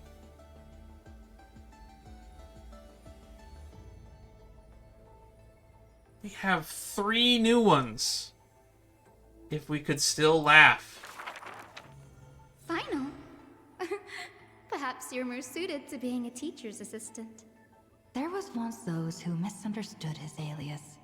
You mean Fine On? Final. An eventuality for students. A test for knowledge gained. It may bring wisdom to light and illuminate efforts, but the word's more common meaning is nothing less than the end. Oh, we're getting some finality vibes here. That's quite ominous. The man pretended to be surprised and responded with a smile. Though it does dovetail with our destiny. Laughter resounds. The man walks the land, leaving footprints filled with joy.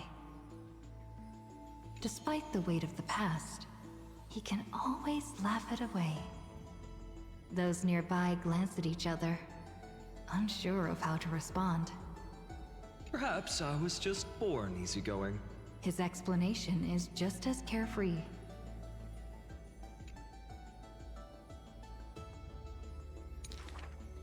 Look at Mighty and Professor Anaxa. Boys all grow up into serious adults. I don't know if that's true. But as long as I keep smiling, Akuma will always have an upbeat, shining young man. I still wonder how you ended up becoming so indoctrinated in the art of appraisal. Though having said that, An he antiquing too man. has quiet moments. Each time he gazed long toward the coming dawn, a smile remained fixed on his lips, paying no mind to anything else. His eyes were painted with the azure of the sky, gaze fixed on the Titan bearing the world. I was just imagining. He explained his own trance in a comment. Kefali too was once in mortal flesh and raiment.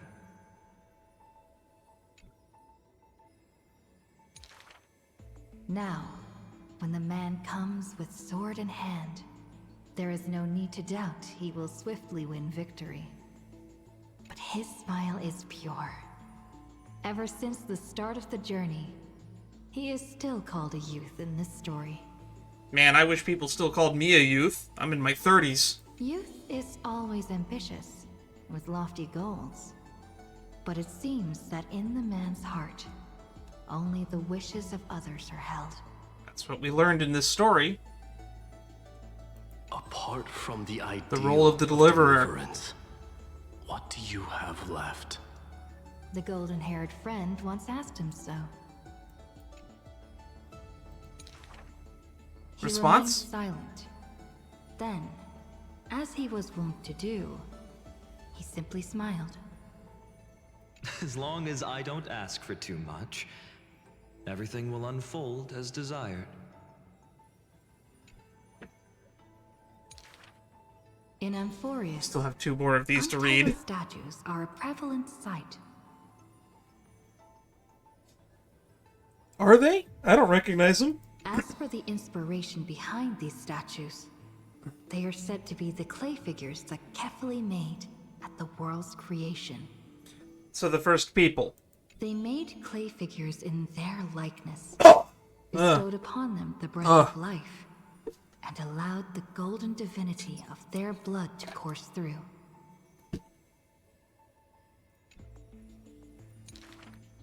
Thus, the very first mortals roamed the earth, receiving the gods' mercy, while realizing the sorrows of this world. First Titankin, essentially. But that sorrow was, in the end, only the sorrow of the world. Nobody ever cared what lay behind the smile, what the clay figure thought. Ooh, that's ominous. And it's showing parallels to what Phynon was hiding behind the smile, or I guess Khaslana in this case? It's hard to attribute these stories. The people likened him to the blazing sun, bringing to Amphorius a glorious dawn. And for his part, he embraced their expectations, being willing to become the perfect vessel. Like that god who shouldered the world, the man never cried or frowned. Yet, he is not proud of his resolve. For sometimes, he even avoids the funerals of the departed. I mean, I don't blame it. People grieve in different ways. Only out of fear that he cannot cry for those in pain. This is a long one. He once sought out emotions It's going to be sorrow 9 pages. and walked with the lowliest of people. Henceforth, your misfortune shall be my misfortune. We share the pain. Responsibly and diligently, he protected all for the people, living in dilapidated cottages, sitting on aged stools, subsisting on nuts and fruit, beset by hunger and cold. Admirable. The people thanked him for his grace, like a hearth warming winter nights.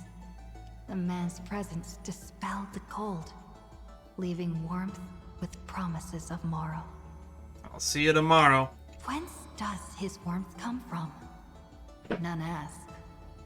The Did I just man hear fireworks? gradually perceives his true nature, but he dares not speak.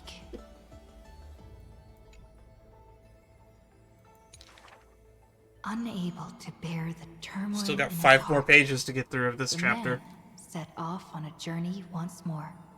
Then I shall go save what I can. Do not do. Do not not. There is always try. He was a formidable warrior, invincible in battle. Was he? And when it was necessary to sacrifice for fellows, he could do so with ease, giving up everything without a show. I don't know if that should be admirable. Just as the ballad blown on the breeze says, losses are a constant on the flame chase journey. Who said it first, Aglaya? Indeed, sacrifices were not hard for him. Yet his misgivings grew with every tomorrow. Probably because you're sacrificing too much. Like a tear that cannot be shed, such a resolute willingness to let go comes only from the fact that in decisions, he is utterly unafraid to hurt himself.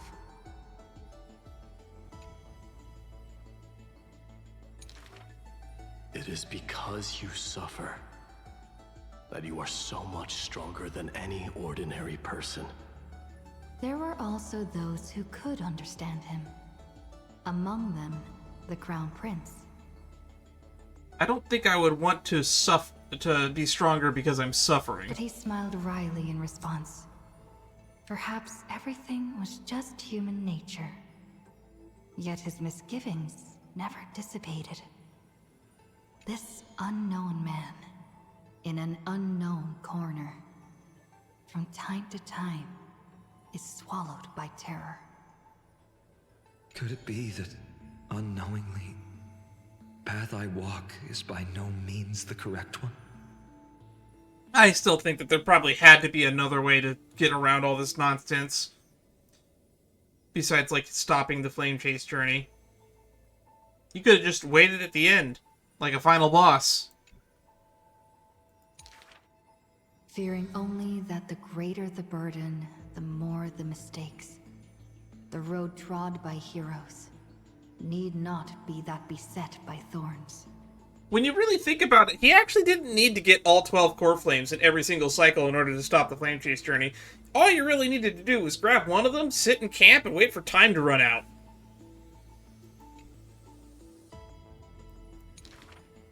Finally, at the terminus of that road, in a desolate, empty place, the man's arms tremble.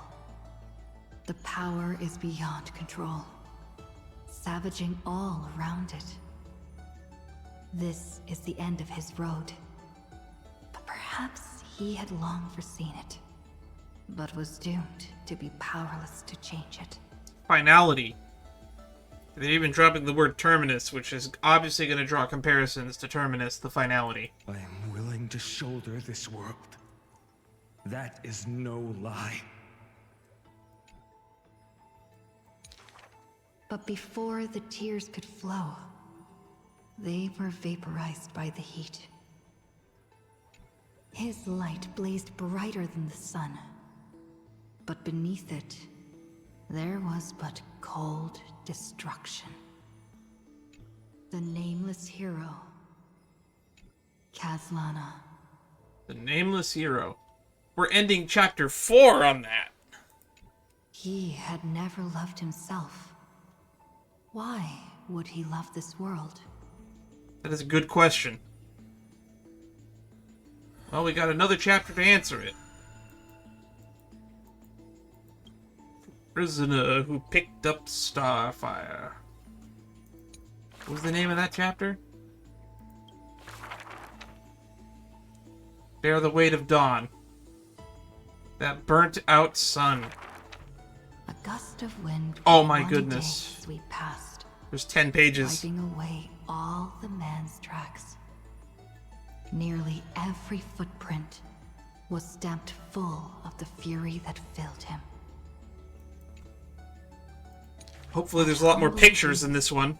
Faded away with the flames into yesterday. I love it when the text starts in the middle. It means it's going to be a short page. The first ray of light to pierce the long night was brought by the Burning Man.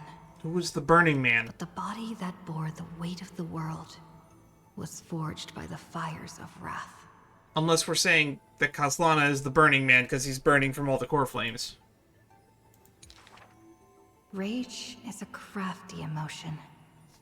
It changes its face, concealing itself within the man's life. His friend fought blood-soaked battles, so their people would need fight no longer.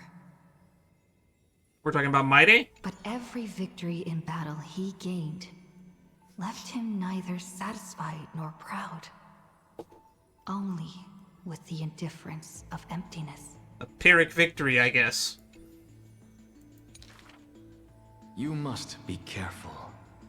Duty does not drive you to wield your blade, but hate. I think Anaxa said that in 3.1. I don't remember. Maybe in 3.2. His teacher kindly reminded him thus.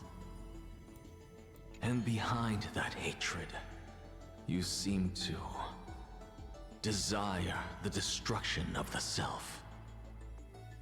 One of the interesting aspects about Nanook the Destruction is he technically also represents self-destruction.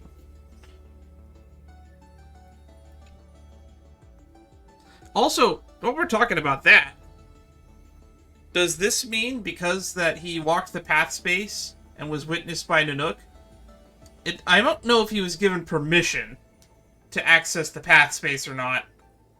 He might have done so by force. So, Is Phynon now an emanator of destruction? I'm not entirely sure. It's kind of vague. I feel like I'm going to lean on the side of he's not. Otherwise, they probably would have been talking about that constantly in the marketing. But what about his joy? Was that too merely a phony disguise? He who once laughed amidst the crowd, day after day, as though it were second nature. No. Even though he knew not the meaning of love, that happy past was not a lie someone wove. Now I'm just thinking about how Nerva gave Baphomet the power of joy. Boy, was that actually kind of annoying. But now... Go watch my playthrough of the Shadowverse story if you haven't yet. It's really good. His hatred is such that he cannot hold on to what he cherishes. We've also got a Shadowverse Worlds Beyond story on my channel. It's listed in the same playlist as the Shadowverse story playlist, because it is a direct continuance. We're halfway through this. With lone courage, he attempted to resist fate. But the burning sun that shines upon all creatures, once fallen, will incinerate the land, becoming golden death.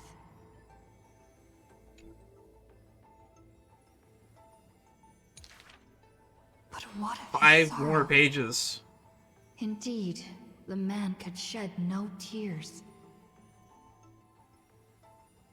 There's 11 pages. But at the moment the cycle manifested, when all that was familiar was now remote, the world collapsed, becoming empty in an instant.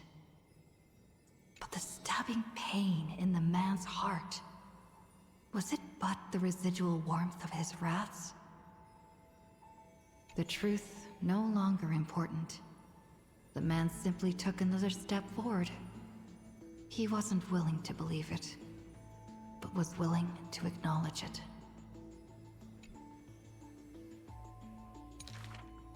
There is no need to question your heart. No need to crave victory. If I am born to be a vessel of sin, then I shall roar at evil, and together with it burn.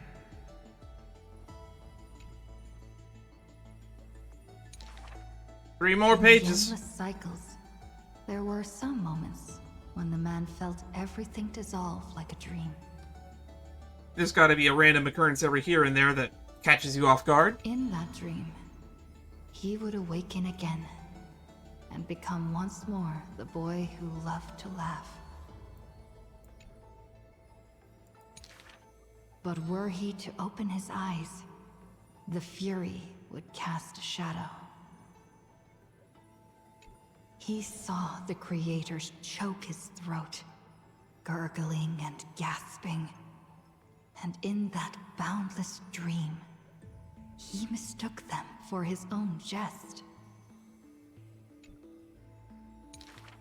But their true forms were violent hatred. Towards the creators, towards himself. A roaring inferno. The prophecy departed. Amphorius was unable to usher in the dawn. What rises in the distance is not the morning sun, but destruction. But a ball of all-devouring fire. Or that. Setting the universe in conflagration. Searing till the end of time.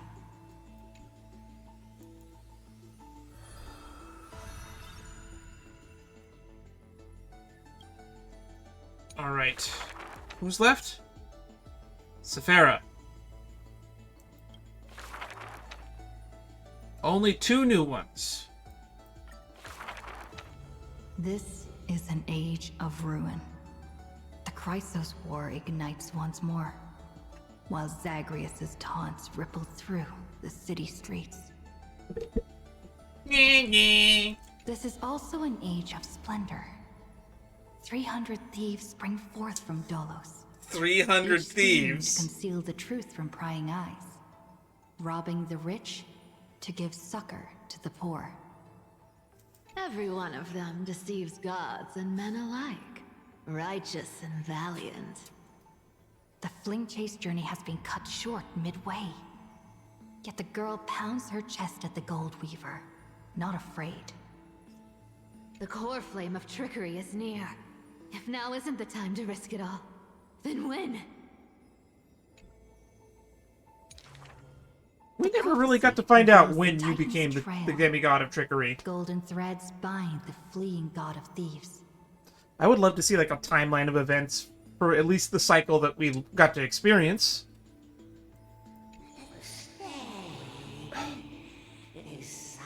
Nice trick, but why not release me? I can show you where all buried treasures lie. The young girl flashed a grin and walked towards the god, who was pretending to smile. I once vowed to the god of thieves that I would force trickery to reap what they have sown. The Titan whispered from the vortex, the god of trickery's earnest plea. They made a promise to the girl who entered the trial, that the whole world would be bathed in light. No more lies and deceit. It didn't hold up that bargain. If my divine authority is not inherited, shadowed lies shall never again be born. And I, even having lost the core flame, may yet scrape out survival here in secret. The young girl recalled the hearth fire of her childhood. Cifera, only honesty is well liked. Oh, great. Old lady's back. I don't remember you from the previous Cifera chapters. You were not nice. She pursed her lips. That does sound like quite the ideal society. But you have other thoughts. Of course I didn't accept. How boring would a world without deception be? Pretty boring, to be honest. The young girl no fiction. Demonstrated her newly acquired divine power, molding lies into reality. That's what I would have talked to Aglaya. There is some benefit to deceit. Fiction can only exist with the benefit of falsity. The defeated Titan is now not but a wandering soul. But somewhere far away, a purple spirit thief opened bleary eyes. They had forgotten their previous life as a Titan, and remembered only the girl's crafty message. Go! Collect treasure, you greedy little grape. Once you regain the memories of trickery from chests, then I will claim the reward for saving your life. This is how you saved Zagreus? In the days spent away Feels kind of from vague. Ultima, the girl grew accustomed to traveling alone. In a certain city, she heard of a spirit thief. Rumors aplenty. Bartholos. I, Bartholos, Master Thief, shall take all you've labored to gain. So saying, the spirit thief steals the girl's coin pouch and fled without a trace. But a gust of wind brushed past, and the girl had already caught them. Running for it? Your life was saved by my trickery, you know. Aw, Cypher! The old god and the new finally reunite. The two rivals who, from that moment on, became thieves and companions both. It's just that the spirit thief's companion was always scaring them. Hey, the fish in the River of Souls are starving, you know. You're holding his death over his head constantly. Not exactly a great relationship.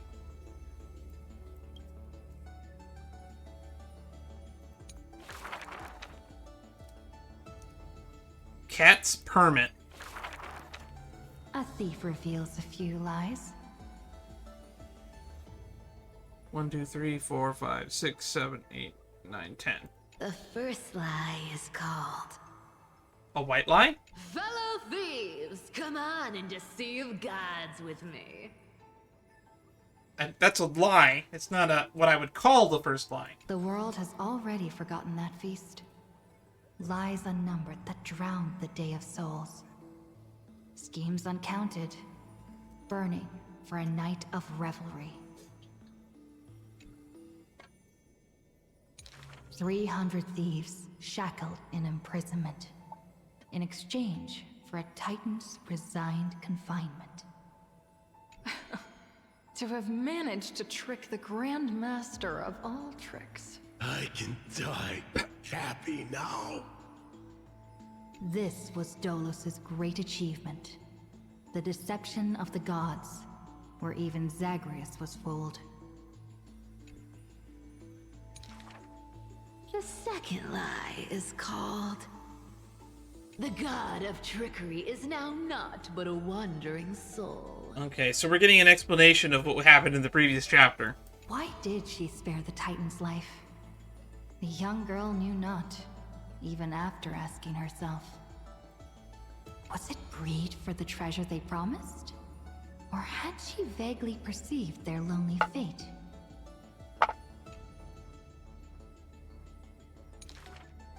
It's because you're every bit as despicable as I am. It's such a relief not having to deal with the noble. I don't believe you. The girl dismissed and made light of herself, only forgetting trickery was once a god that supported the world. The third lie is called... Oh, eternal day! Endlessly illuminate the holy city. Which bought an extra 700 years to the Flame Chase journey. At Dawncloud, the chaplain's secrets foretold the coming of that endless night. But if my lies are more... sophisticated... Can the dawn last forever? No end in sight? Bearing the fate of the Thief Star, the girl was long used to walking in shadow. But as she gazed towards the holy city's dawn, her duty became fixed in her heart, stalwart in might. Knowing that it's all fake. The fourth lie is called... Uh-oh, she sounds sad. There's no reason. I just don't want to see you again. Why she doesn't want to meet with Aglaia. The girl tried to mask her nonchalance, but could never fool the Golden Thread's questions. But it is the false-hearted malice that most powerfully forces belief. A true Flame Chase hero willingly faded from attention, while the wayfaring traveler grasped tight onto fleeting light. She used divine power to forge a mask and conceal the last of her true heart.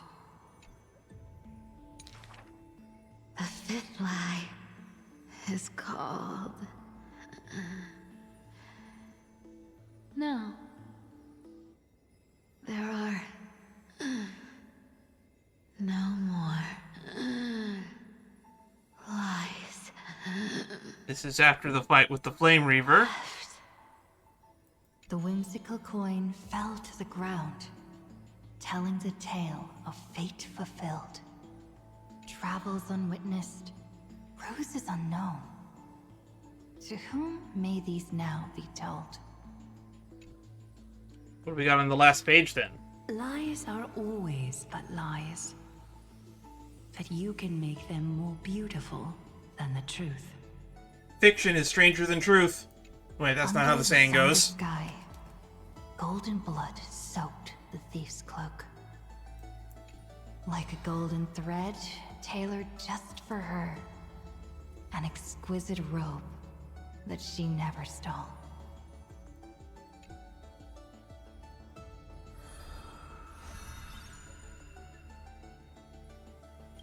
And just like that, we have completed the book.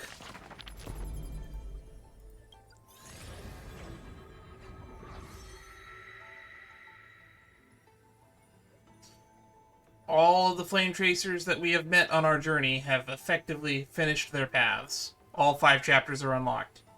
But we still have 4 chapters to unlock on 4 different Chrysos heirs. And also, just as a reminder, we still have 3 more patches of story. We have 3.5, 3.6, and 3.7.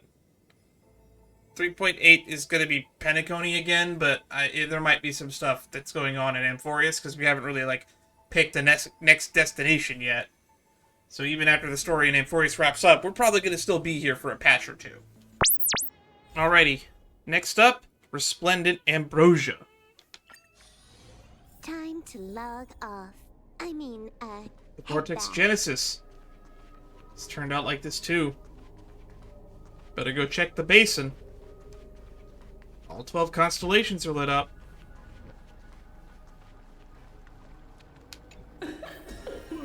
Pour me a cup, will you? My dear Celestial Ambrosia, pour some in. I'll give you a present. You alright? Wake up, you've turned blue. No, it's so boring here. Dark and cramped and small. It feels awful.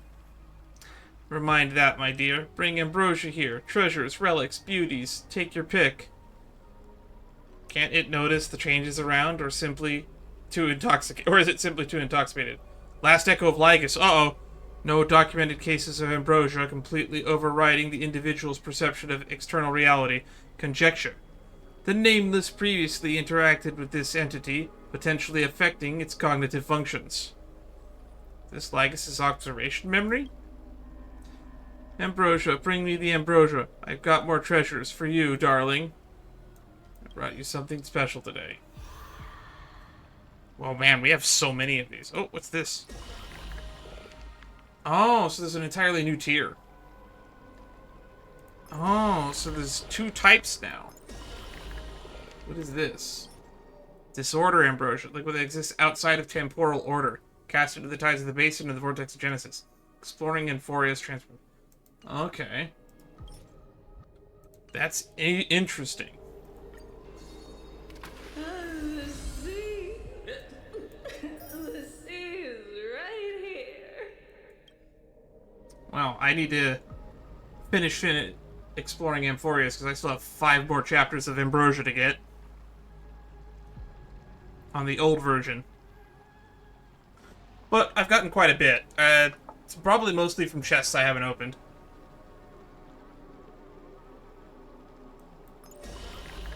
That being said, I also haven't done like half of the weird random little stuff that you can do where talking to random citizens. There's a lot of those like box question mark events you can do, so it doesn't surprise me.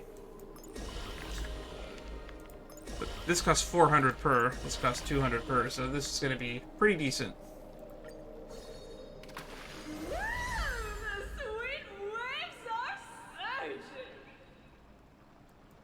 Oh, we've already gotten close to maxing it out. Boy, did I need the credits. Because after leveling up a bunch of characters, I've been kind of close to not doing that.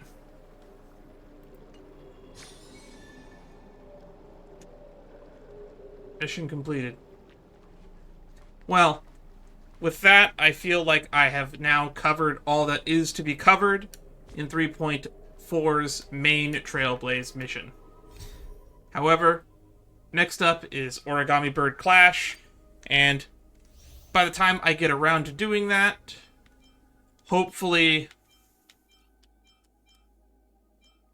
we will be able to do a pull stream. Because I have quite a few pulls unlocked.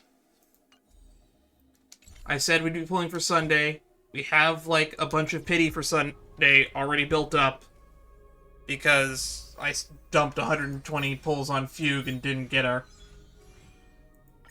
So, I think we're at like 47 or 48 if my memory serves correctly, and we have a guarantee.